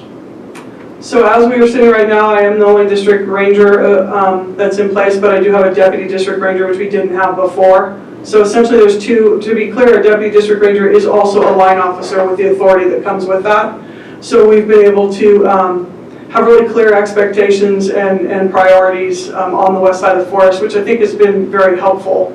For instance, because of the influx of disaster funding on the South Fork Management Unit, we've been able to then be really strategic on where the appropriated dollars could be spent doing fuel breaks where we didn't have disaster supplemental funding to get the most acres treated in Trinity County that we possibly can. Thank you very much, I appreciate it. All right, thank you, sir. Thank you. All right. Item 2.2, receive a presentation from NorCal EMS CEO Donna Stone and EMS Specialist Nick Ensminger regarding the services provided to Trinity County, no fiscal impact. Thank you. I usually am pretty loud, so I'll move that back. I am Donna Stone. I am the CEO for Northern California EMS Incorporated, and I have been the CEO for just about 3 years now. I've been with NorCal for a lot more years than I would like to say here in front of the board. It's been a long time. But for the last 3 years, I've been enjoying being the CEO. Made quite a few significant changes. We are at a staff level of about seven staff people right now. 5 of those are part-time. 4 of those are clinical staff members. We have a medical director who was fortunate enough to be introduced to me right away. So I've been working with him for about 3 years now, Dr. Keppel. Nick Ensminger is one of our EMS specialists. He lives up here in this area, so it's nice to have him be part of this presentation today. I want to thank Supervisor Cox and Supervisor Gogan for being on our board of directors for NorCal EMS. I appreciate the board allowing NorCal to come and just give a refresher on what we do for your county and how long we've been with contracting with you. So every county in the state of California is mandated to have an EMS system and follow the health and safety code Section 1797-94. So your county, along with 4 other counties, contract with NorCal EMS to provide those services for you to meet those state mandated guidelines. So our region, there's 6 regions in the state, and the regions cover 30 counties out of the 58 counties of the state. For Northern California EMS, NorCal EMS, we cover Modoc, Lassen, Plumas, Sierra, and Trinity. So those are our 5 counties. Every time we go somewhere, it's kind of a day trip, except for yours, it's pretty close. Our office is in Reading. We're just off of Larkspur, so if any of you are ever in town, I'd welcome you in to see our office there. We take customers in there all the time. People come in for certification. Just to give you a little bit of a background, we're a private nonprofit. We are the only private nonprofit, LEMSA, a local emergency medical services agency.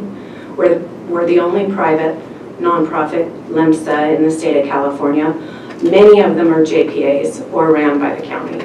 We were a JPA prior to 1982. In 1982, we went over to be changed over to be a private nonprofit.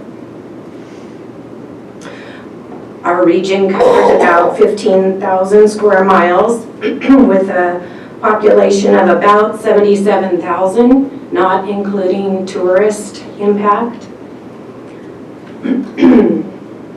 I have recently sent, just as a note, I've recently sent a modification of agreement to your county. You may have or may not have already seen it. This is for the 22-23 fiscal year. Nothing has changed on it other than the time of the contract. We extended it for a year. So the fees, the fees are the same, and everything else in the contract is the same. You may have already seen that. I'm not sure if your county has already approved that. NorCal certifies folks. We approve training programs, so we approve EMT programs, we approve paramedic programs, first responder programs, public safety programs, and then when those folks graduate from those courses, they come to us for certification or accreditation. So we have 33 accredited flight nurses in our region. We have 102 accredited paramedics. We have 31 advanced emergency medical technicians, and we have 129 emergency medical responders, those are first responders, 329 EMTs, and 6 MICNs in our regions, quite a few for our rural area. And just like a lot of the state right now, in the rural region, it is a real problem, as you've heard, I'm sure, to keep EMS personnel. It's a lot of our paramedics are going to bigger cities where they can work for larger fire departments with better benefits. So we have a real crisis, if you will, in our rural areas for keeping paramedics, EMTs. So those that are here, we are thankful to have them. And just as a side note too, this is EMS week, and so NorCal has done just a little special something for each of our emergency folks, but I want to thank anybody in the room who's a first responder, because we all know how important it is to get that ambulance to your home for your loved ones when you need it, on time, with people that are credentialed and trained. We have 14 ground transport agencies, 2 air providers that are in our region. We have 3 more that we work with that fly into our region. And we have 46 non-transport provided agencies with agreements. So that's a lot of agreements to maintain. A lot of small rural fire departments. When I first started traveling as CEO, I went out and I really learned the word rural, but then I learned a new word, which is frontier. Is you drive a long way with no businesses. So our EMS is really critical in our region. We also have 7 acute care facilities in the region, hospitals. So our board of directors is a wonderful group of people. They're made up of 1 supervisor from each of our 5 counties. Along with that, as an alternate, we have 5 alternate supervisors from each of our 5 counties.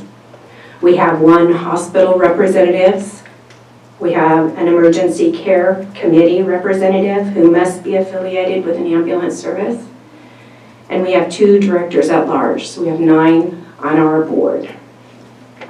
Some of our main responsibilities are the approval of the EMRs and EMTs, AEMTs, the certifications. We accredit paramedics, mobile intensive care nurses. We approve all of those programs. We approve instructors. We monitor the programs. We approve and contract with ambulance services and fire departments to provide advanced care utilizing these personnel.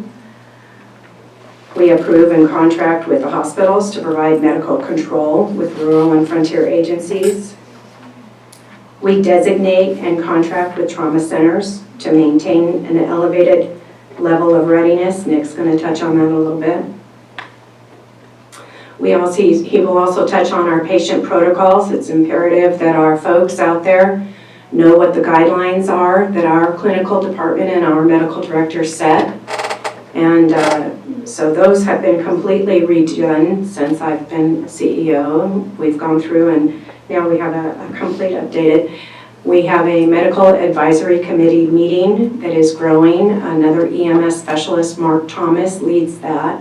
That's an opportunity for folks to share information, share training, learn about the new protocols, suggest new protocols. So it's really been a good growing committee that we have. We also have to take corrective action as a regulatory agency. We also have to take, unfortunately, some corrective action when needed. Keep everything level and going straight forward. As far as Trinity County, we have 14 provider contracts. We have 1 AED contract. We have 8 basic life support non-transport agreements.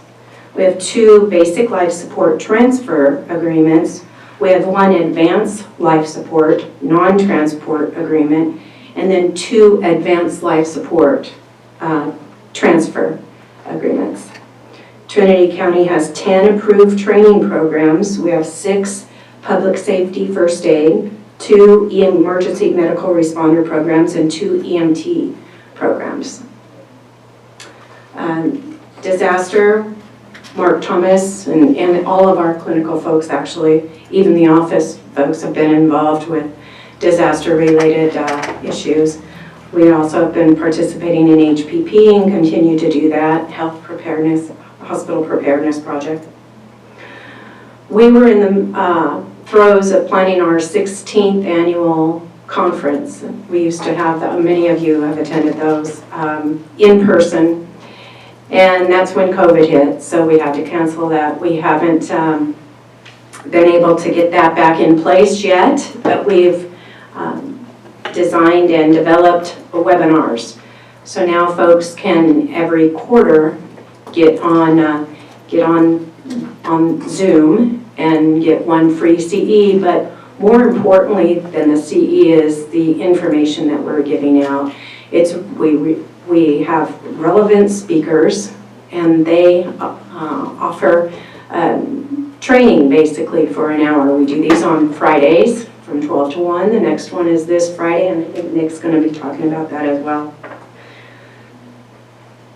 We also have a Dan Spees certification fund. So Dan is my predecessor there. He was there for a very long time, and in lieu of a retirement get together, he wanted a fund set up. So what this is it's a growing fund that we're taking donations for, and we're going to be turning that back around and giving it as an assistance to folks certifying. So they can get a little bit of help with that.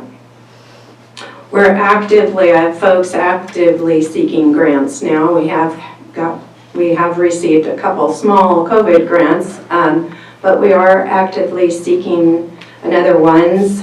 We are waiting right now to see if we receive a grant, and that one would be to provide training materials to each county of our region. So we're going to keep moving forward with that, try to get more training equipment and needed tools out to our region. So with that, I'm going to pass it to Nick, and then if you have any questions afterwards, we'll be happy to answer them for you. Thank you guys for having me. My name is Nick Ensminger. I'm an EMS specialist with NorCal. I'm charged primarily with aerial medical advisory and trauma center activation and designation for the company. I've been here for about 2 years. Donna's been very great. We've had a lot of accomplishments over the last 2 years. And the main point I just wanted to bring up was some of the things that we've been working on and some of the things that we've also accomplished over the last several years. Currently, right now, what we're doing is we're working on our trauma center designation and policies. That is a 5-county region thing. It also includes Trinity County. One of the hospitals will be Trinity County or Trinity Hospital that we're looking at. Revisiting potential interest in becoming either a trauma center or reviewing and updating trauma policies within their facility. Now, the main thing with trauma policies, especially in a rural area, are important is it's because the services within a rural setting are not as vast as in a urban area, having some kind of policy in place that allows very critical patients that require very high specialty that come into a facility such as Trinity Hospital, they are quickly assessed, packaged, treated, and transferred out. And so what a trauma policy does is it brings that all together so that quickly can be done and the patient can be moved on to where they need to go. With these policies, tracking come along, hospital participation, and also involvement with NorCal so that we can track and maintain that everything is happening with these. Now there's various levels of trauma center. Obviously the most high are places like level 1, like Stanford University and things like that.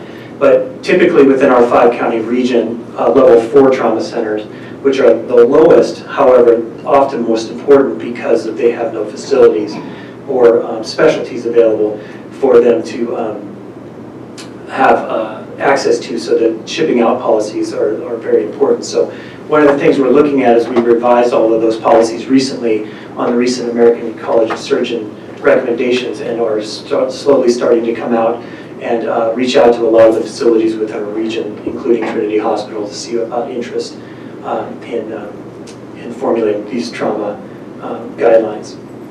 Another one is we've had several scholarship opportunities, where she spoke of one, Dan Spees. Another one, we have a pre-hospital scholarship that just came out. A lot of rural areas sometimes lack funds to try to assess these educational opportunities, and so what hopefully this will allow is for people in rural areas, especially that want to seek EMT training, paramedic training, nursing training, even bachelor's degree, that they can apply for this scholarship and hopefully be granted the money to come back and continue service within our area, 5-county region, including Trinity County. So we've developed this recently, and this should be available very, very soon. Some of the things we've also accomplished during, especially at the height of the COVID time, with our HPP hospital preparedness program, is we were able to get a $25,000 grant, which include what they refer to as PAPRs, which are positive pressure ventilation, basically suits that people would wear that were given to TCLS as well as Star Ambulance in case they ever got a suspected COVID patient or had to transfer one within a small confined area within the ambulance. They would have access to this to kind of keep the spread going and actually help with their safety. Another thing we were able to acquire was closed loop nebulizers. A lot of times COVID patients have respiratory issues and they cannot breathe very well. So typically the treatment is you give them a medication that kind of mists and opens their lungs up. This one actually contains it within the filter, so it's not spread around the ambulance. So we were able to give a lot of those over to TCSO and Star Ambulance as well for their safety. Continuing on, and if any point you guys have any questions, if I'm getting too technical, please let me know about certain things. So as Donna alluded to, we continue to have MAC meetings with Mark Thomas, the other EMS specialist, with continuing reviewing policies or treatment protocols that are set in place that allow providers to know a basically step-by-step procedural way of treating critical patients, or even, all acuity of patients.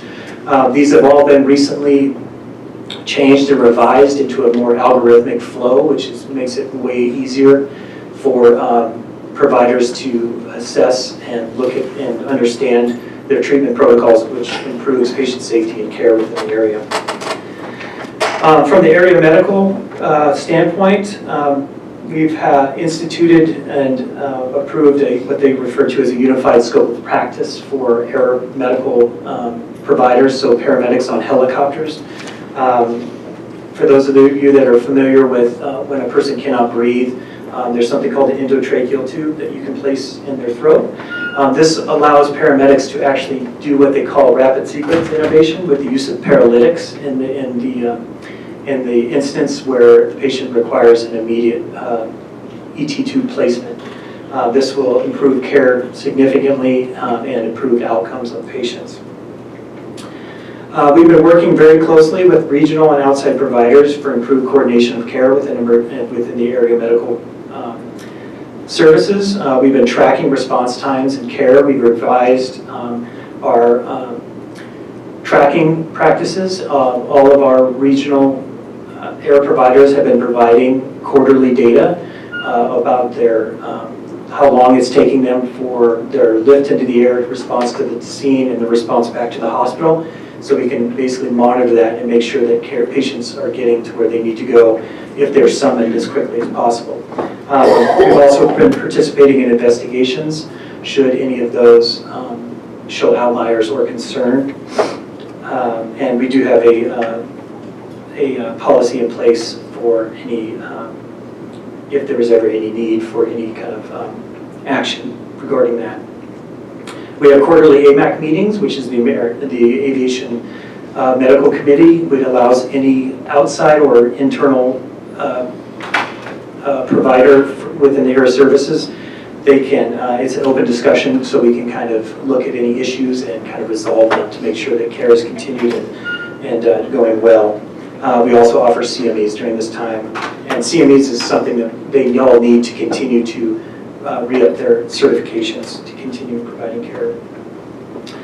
ALS in Trinity County specifically, we, knowing the plight of TCLS and Star Ambulance constantly with the rural ambulances just across the state, always having difficulties, especially in rural areas.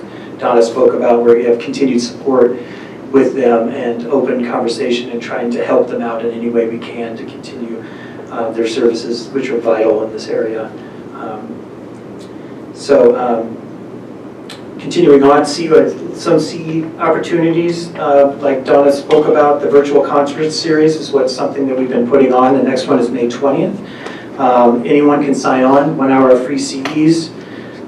It's a great thing. One point we had 74 people participate in the series.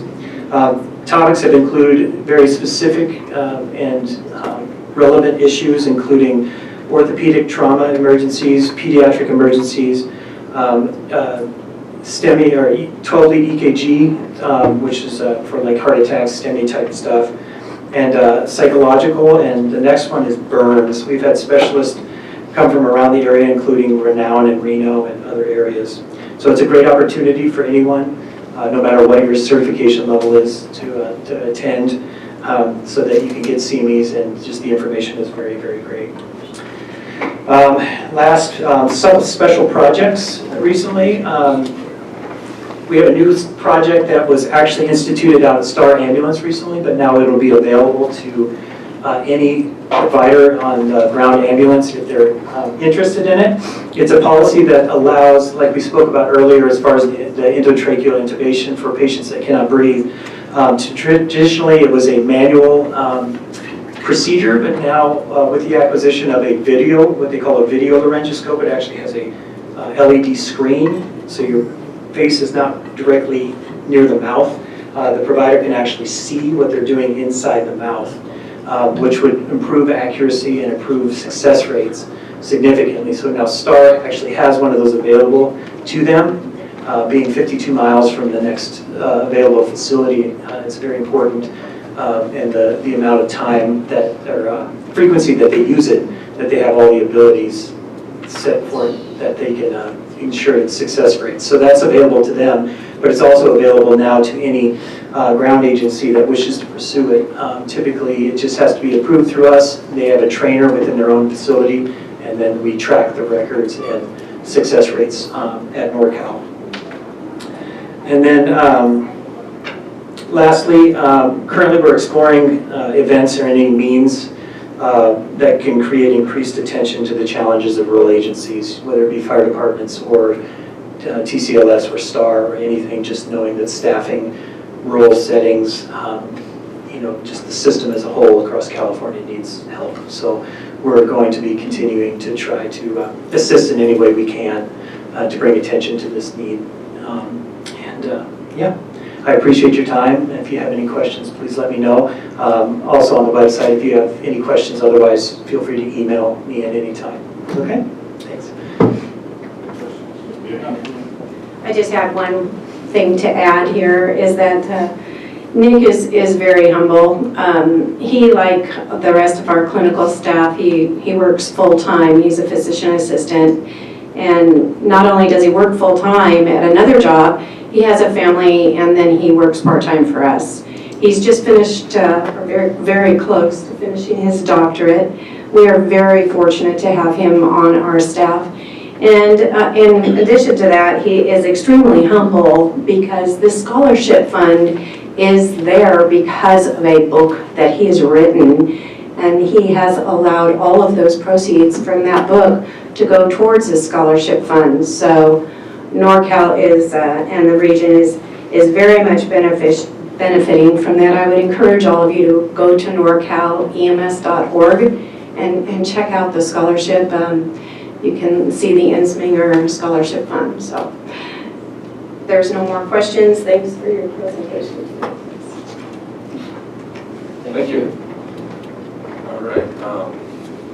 Does anyone on the board have any issue with continuing on to item 2.4 before we do item 2.1?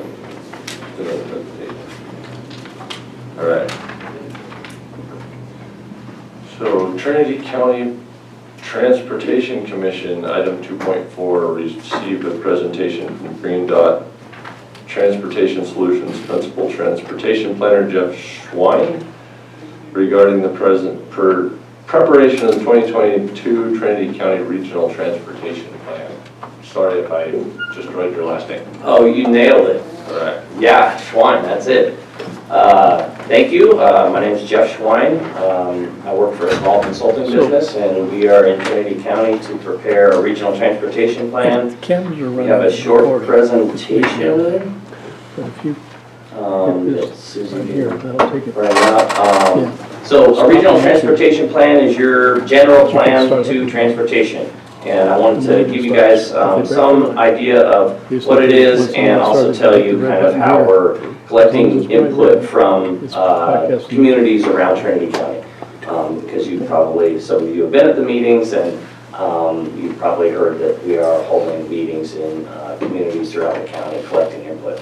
So really this is a policy document. It has a financial element to it, and it also has an action element, which means all of the projects. You can go to the next slide. Well, they're all powered. Okay. So like I said, it's a 20-year planning document. We look out 20 years and say, hey, what's going to change for transportation in Trinity County? What are the needs for the next 20 years? We try to plan financially to address all the needs within those 20 years. And usually we can get it right because we do update this plan every 5 years. So we can make little tweaks and modifications as we sort of clear the shelf of transportation projects, look at what funding's coming next, then we can adopt the changes in the next update of the regional transportation plan.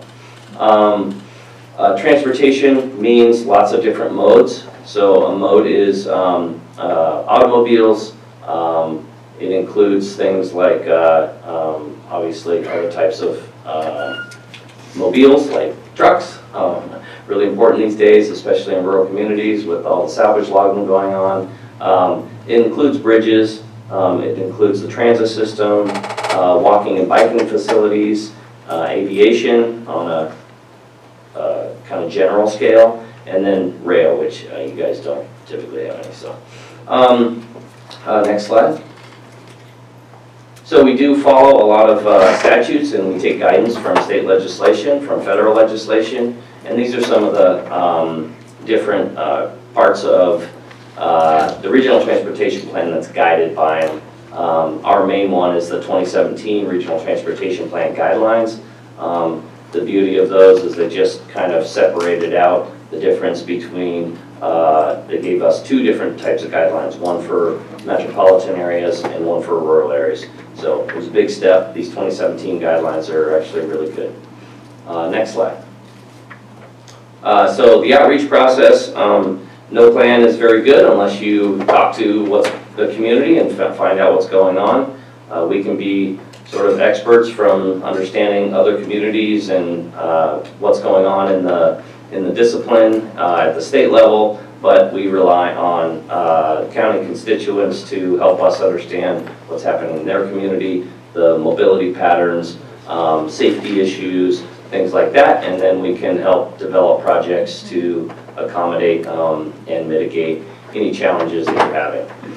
So we do have a web presence, a website, some social media going. We're going to plan on doing 7 community meetings at the beginning, which is happening right now, a few weeks ago, and then this week, where we sort of spur communication and discussion with the communities and take feedback, and then we go back, we do all our data analysis, we come up with the new policies, the financial projections, and the project lists based on that feedback we heard. We plan on being in front of you guys twice. This is the first time. The next time we'll have a draft that's due, or a draft for you to review and comment on, and then we'll come to the board to present that, the final regional transportation plan. And we will go back out to all of the communities that we're visiting now with the draft project lists, financial element, all the policies, so we can get comments back on that too. So I'm just going to cook through these couple slides, but basically some of the things we look at when developing a regional transportation plan are the condition of your pavement. It's a really important one for rural areas, particularly because you have so much of it. Got to travel long distances. Your pavement condition index just dropped last week, I think, from 52 to 49. That's out of 100, 100 being a brand new road, 0 being no road at all. You're at about 50%. So there is a lot of funding coming to repave roads, and so that's a good thing. We should see this number by the time you guys do your next regional transportation plan update. I expect this number will have climbed quite a bit, so pay attention to that. Bridges, over 200 bridges in the county, and you have a pretty good track record of keeping them safe, keeping them functional, and that bridge program in the county is doing really well. So we just identify sort of the overall needs for the next 10, 20 years. There are some multimodal needs. Safety for bicyclists and pedestrians is really important. Aviation projects and the transit system really does help a lot of people get around the county and to areas outside the county. So these are all important parts of the transportation network that we take a look at. So one of the three elements is the policy element that we'll be updating. The last 2016 Regional Transportation Plan had 128 policies. So we're gonna chop that way down because that's just too many policies. And in fact, this isn't really a teeth-oriented document. So we're gonna tune that up. Next. The action element is basically project lists. So we will be collecting project lists from Public Works Department, from the Transit Agency, from other resources, from Caltrans to understand what needs to go in here. And then there'll be a prioritization of when the available funding is versus when the project needs to get done. So the financial element, keep in mind this is a 20-year planning document over the next 20 years. This list right here is basically all of the funding resources, the revenue that comes into the county for transportation projects, and $235 million over the next 20 years. So that's pretty significant. This is an important part of your transportation network. What I want to point out on this is the type of funding that comes in can really, it's not super flexible, so it can really only be spent on specific things. Like the Federal Transit Administration funds, they can only be spent on transit. The Highway Bridge Program can only be spent on bridges. So we're super conscious of that, and we align the project lists with the financial element. Yeah? What percentage of that is gas tax?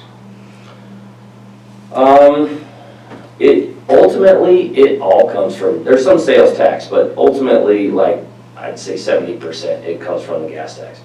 And most of it comes from the federal highway bill. The state has its programs, but most of it funded from the federal highway bill, and then it comes to the county.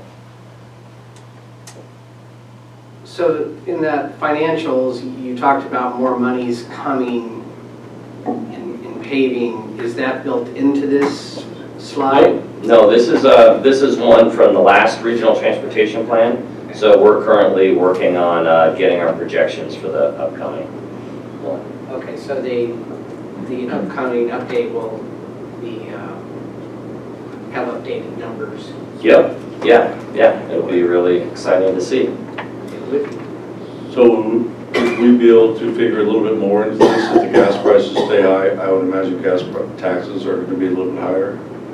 Yeah, that's adjusted on an annual basis. So, at the end of the year, the state and the feds have collected the gas taxes, and then they do the distributions. It comes through sources like the Regional Surface Transportation Program, State Transportation Improvement Program, and gets filtered into these programs right here.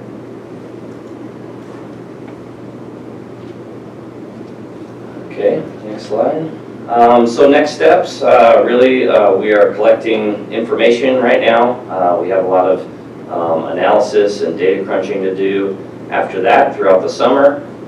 And we will come back with some policies, financial projections, and the project lists, and get that out to the public so people can comment on them. And then in September or October, we'll have a draft regional transportation plan done and hopefully have this adopted by the end of the year.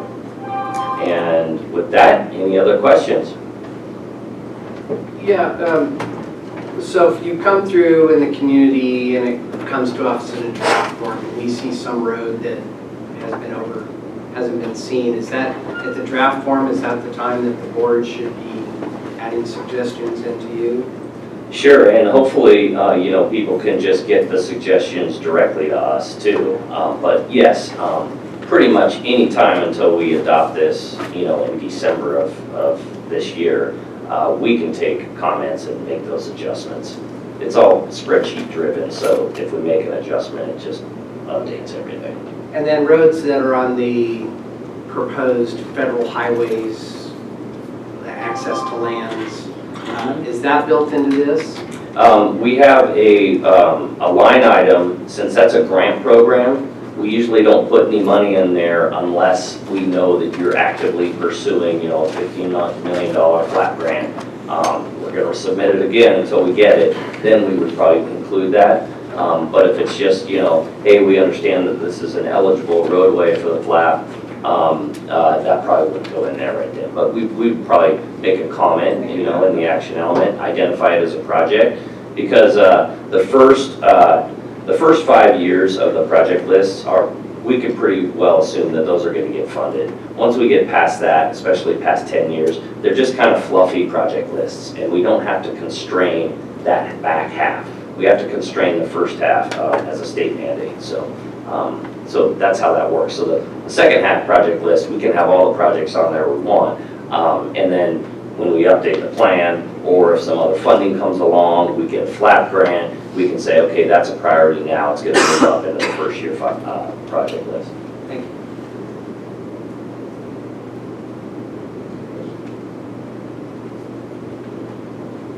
Thank you, sir. Great, see you in Lewiston tonight. I was really planning on going there, but I've got a feeling I'm not going to make 4:30 in Lewiston. All right, so with that, I guess we can move back to item 2.1, Board of Supervisors. Adopt a proclamation recognizing the retirement of Trinity County Administrative Officer Richard Coons. Who's in charge of this? Me? All right. I will read the proclamation. A proclamation of the Board of Supervisors of the County of Trinity recognizing the retirement of Trinity County Administrative Officer Richard Coons. Whereas on December 4th, 2017, Richard continued his career in local government by starting in the position of County Administrative Officer for Trinity County. Prior to serving as CAO, Richard worked for 21 years in law enforcement, mental health, and housing for the counties of Del Norte and Shasta. And whereas Richard is an excellent conversationalist and used his skills many times to bring about comfortable, collaborative discussions on many topics, some of which are highly controversial. And whereas Richard would aggressively but professionally approach difficult topics head-on, encouraging the board to make investments in staff and equipment with strong commitment to providing improved services to the community.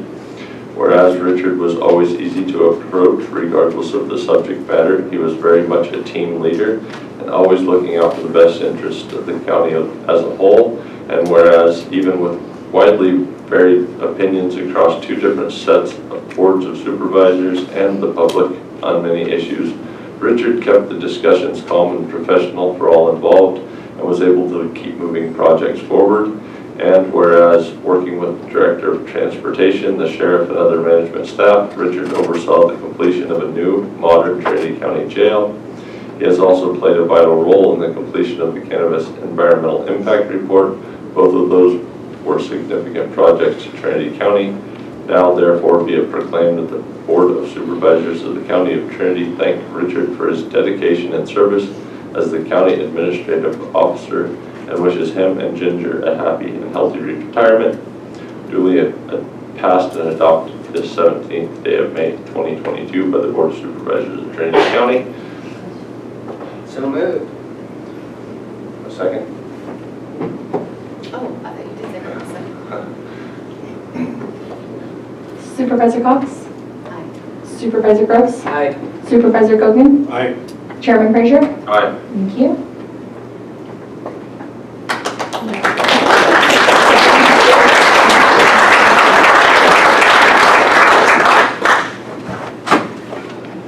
Thanks, sir. Thank you. Want a picture?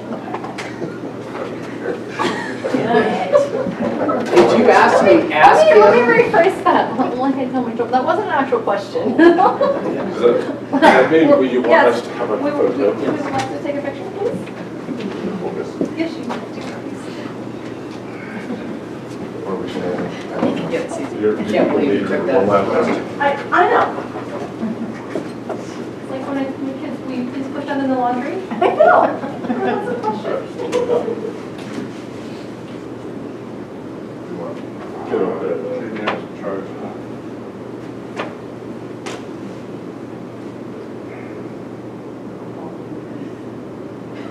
Smile, Dan. Okay. All right, perfect. Thank you.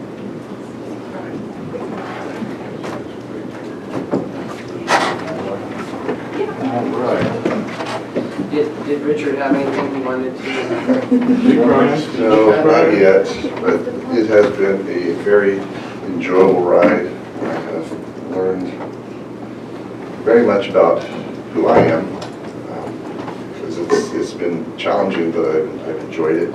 I like the speaker we just had, that it said that Keith was doing a great job because he's upsetting everybody, so I'm pretty sure I set the bar pretty high for the next CEO to piss people off more than I have. So, but I do appreciate, I just enjoyed the community. Even though we can have heated debates, it seems like at the end, it's still about what needs to get done. So I have truly enjoyed it, and I will miss it. It's going to be weird next 7th of June. I will tune in, but it's just going to be weird not being part of it. So I just want to thank everybody for your patience, tolerance, and kindness you've shown me. Good. Thank you. All right. Sheriff, item 2.5, adopt a proclamation recognizing May 15th, 2022 as National Peace Officers Day and May 15th through 21st, 2022 as National Peace Officers Week. And would you like to speak on this one, sir?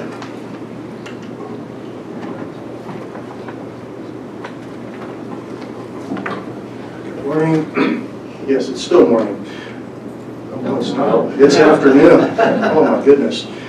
Chair, board members, thank you for recognizing the hard work, dedication, and the sacrifice of law enforcement officers serving the residents of Trinity County. This recognition includes Sheriff's Office, Probation Department, Marshal's Office, CHP, Fish and Wildlife, Forest Service, the arson investigators, and all the other law enforcement agencies serving Trinity County. For generations across our nation, courageous law enforcement officers have dedicated their lives to protecting people in big cities and small towns and neighborhoods. And each day, thousands of officers pin on their badge, walk out the door, they go to work, hoping that they will come home safely. Last year, a record number of officers in this country died in the line of duty. On Peace Officers Memorial Day and during Peace Officers Week, we thank the selfless public servants who put themselves in harm's way to keep us safe and honor those who lost their lives in the line of duty. I'd like to just take a moment for us to remember those members of the Trinity County Sheriff's Office who've made the ultimate sacrifice. Sheriff James Cochran, end of watch March 17th, 1868. Deputy Charles W. Carpenter, end of watch July 13th, 1928. Deputy William Chester Jackson, end of watch April 27th, 1971. So I thank you very much for recognizing all the peace officers. Thank you. Thank you.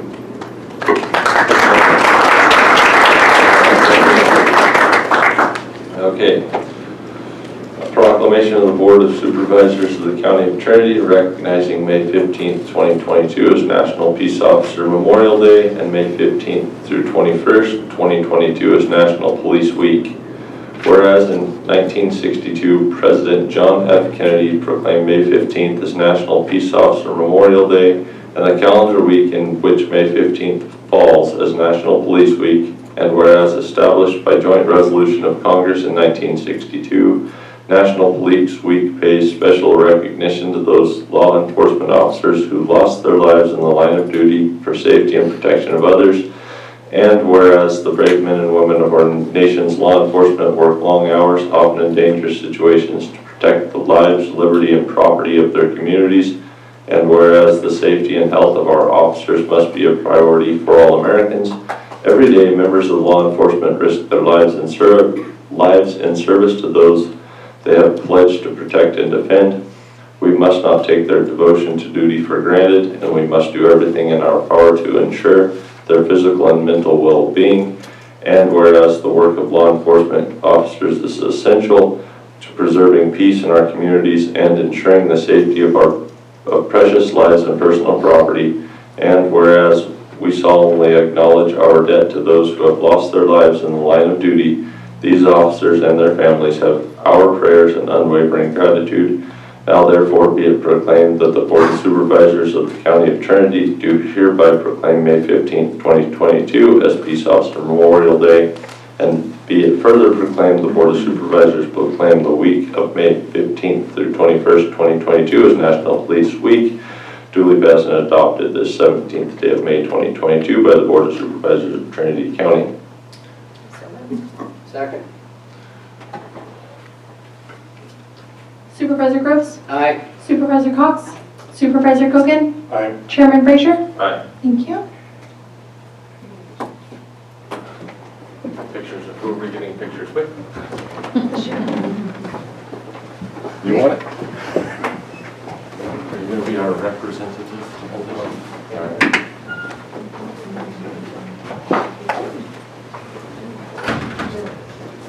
Stand in the back seat. Yeah. All in that. Okay.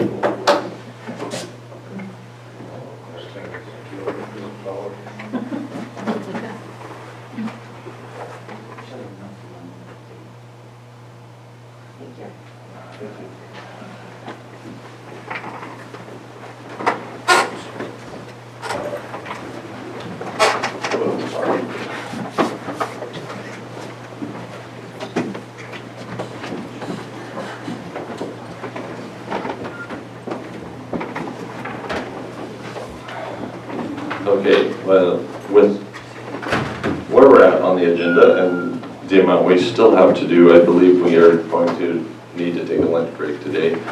So unless there's any objection, I would say let's break for lunch and return at 2 p.m. Before the consent? before consent agenda, because I don't think the consent agenda will even be as quick as we expect. Well, Do we need an hour 15?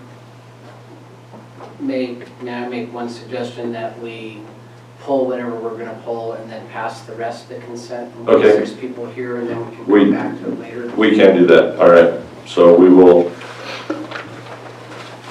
move on to the consent calendar. These items include non-controversial matters and will be acted on by the board by one roll call motion. If any member of the public has any questions or comments on an item on the consent calendar, they may provide them now. A member of the board or staff may request an item be pulled and considered separately. Any public comment? I'd like to pull item 3.13. And do you have a comment to go with that?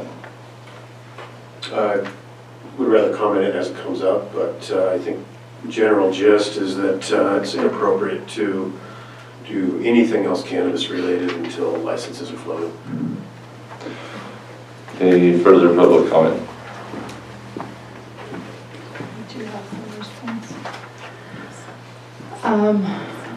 I have Rhoda. I'd like to comment on item 3.17. This is Rhoda Kane from Trinity. I just want to say I understand the need to deal with these big operations and national forests and stuff like that, but I just want to, keep in mind that these camp mercenaries arrive in full tactical gear with automatic weapons, these dangerous military responses. These military-style responses and raids often end up with children being exposed to these violent interactions, and decades and decades of camp operations have proven that guns and helicopters have not been effective. The program has not been effective after decades and decades of use. So I think it's just important that we remember that ATVs should definitely not be allowed on private citizens, private lands. We shouldn't be, these types of raids should not be done at people's homes and stuff like that. It should be kept to the forest. And the pathway and the answer is a robust pathway to regulation. not more military type, that's it, thank you. Thank you. Okay, next I have Jay Vorp. John Vorpal from Weaverville, 3.13. I want to know if any of the funds being used to pay the consultant are coming from the cannabis grant, and if so, how much? And have they been properly vetted to ensure that they comply with the grant provisions? Thank you. Thank you. Next I have Lisa Harper.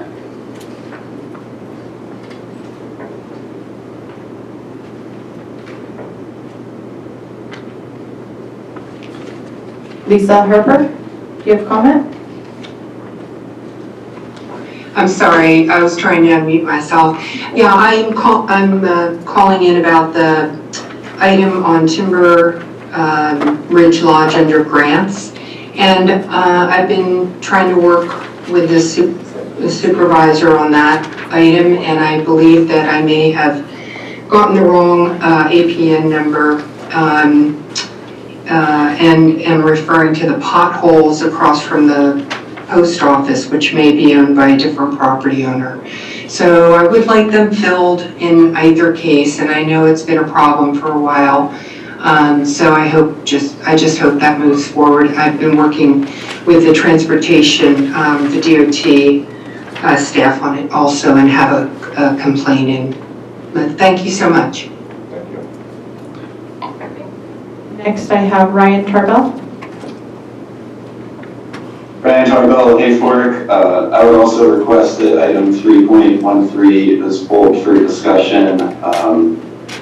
I think right now the essential priority is reviewing and approving Appendix Cs rather than writing ordinances. And I understand, theoretically this is a consultant doing it, and that, technically it shouldn't be taking away from our limited staff's time, but in reality, staff is still sitting through all those planning commission meetings, BOS meetings, having to help collaborate, write staff reports, and it's a huge drain on staff's time right now, and I think it should be put on the back burner. Thank you. Thank you.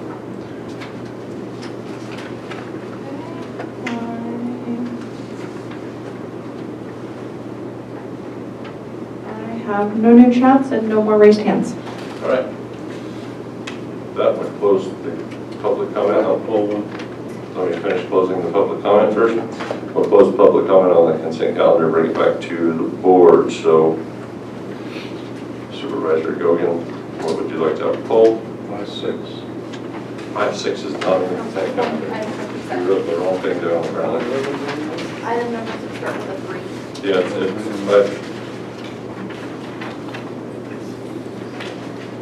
5-6 is regular. I would move to 3.13.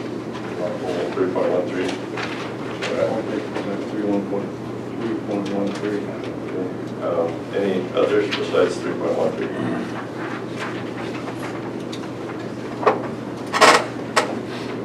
All right, anyone to make a motion to? I'll move to approve the remaining consent calendar. I'll second. Supervisor Cox? Aye. Supervisor Groves? Aye. Supervisor Gogan? Aye. Chairman Frazier? Aye. Thank you. All right. Now, we can break for lunch, and we will come back. We will take up item 3.13 when we return. And does everybody think 2 o'clock will be a good enough time? All right, we will reconvene at 2 p.m. Probably put something up here and they can stay there. Basically, as long as these guys are showing right here, basically, I think I'll find right now.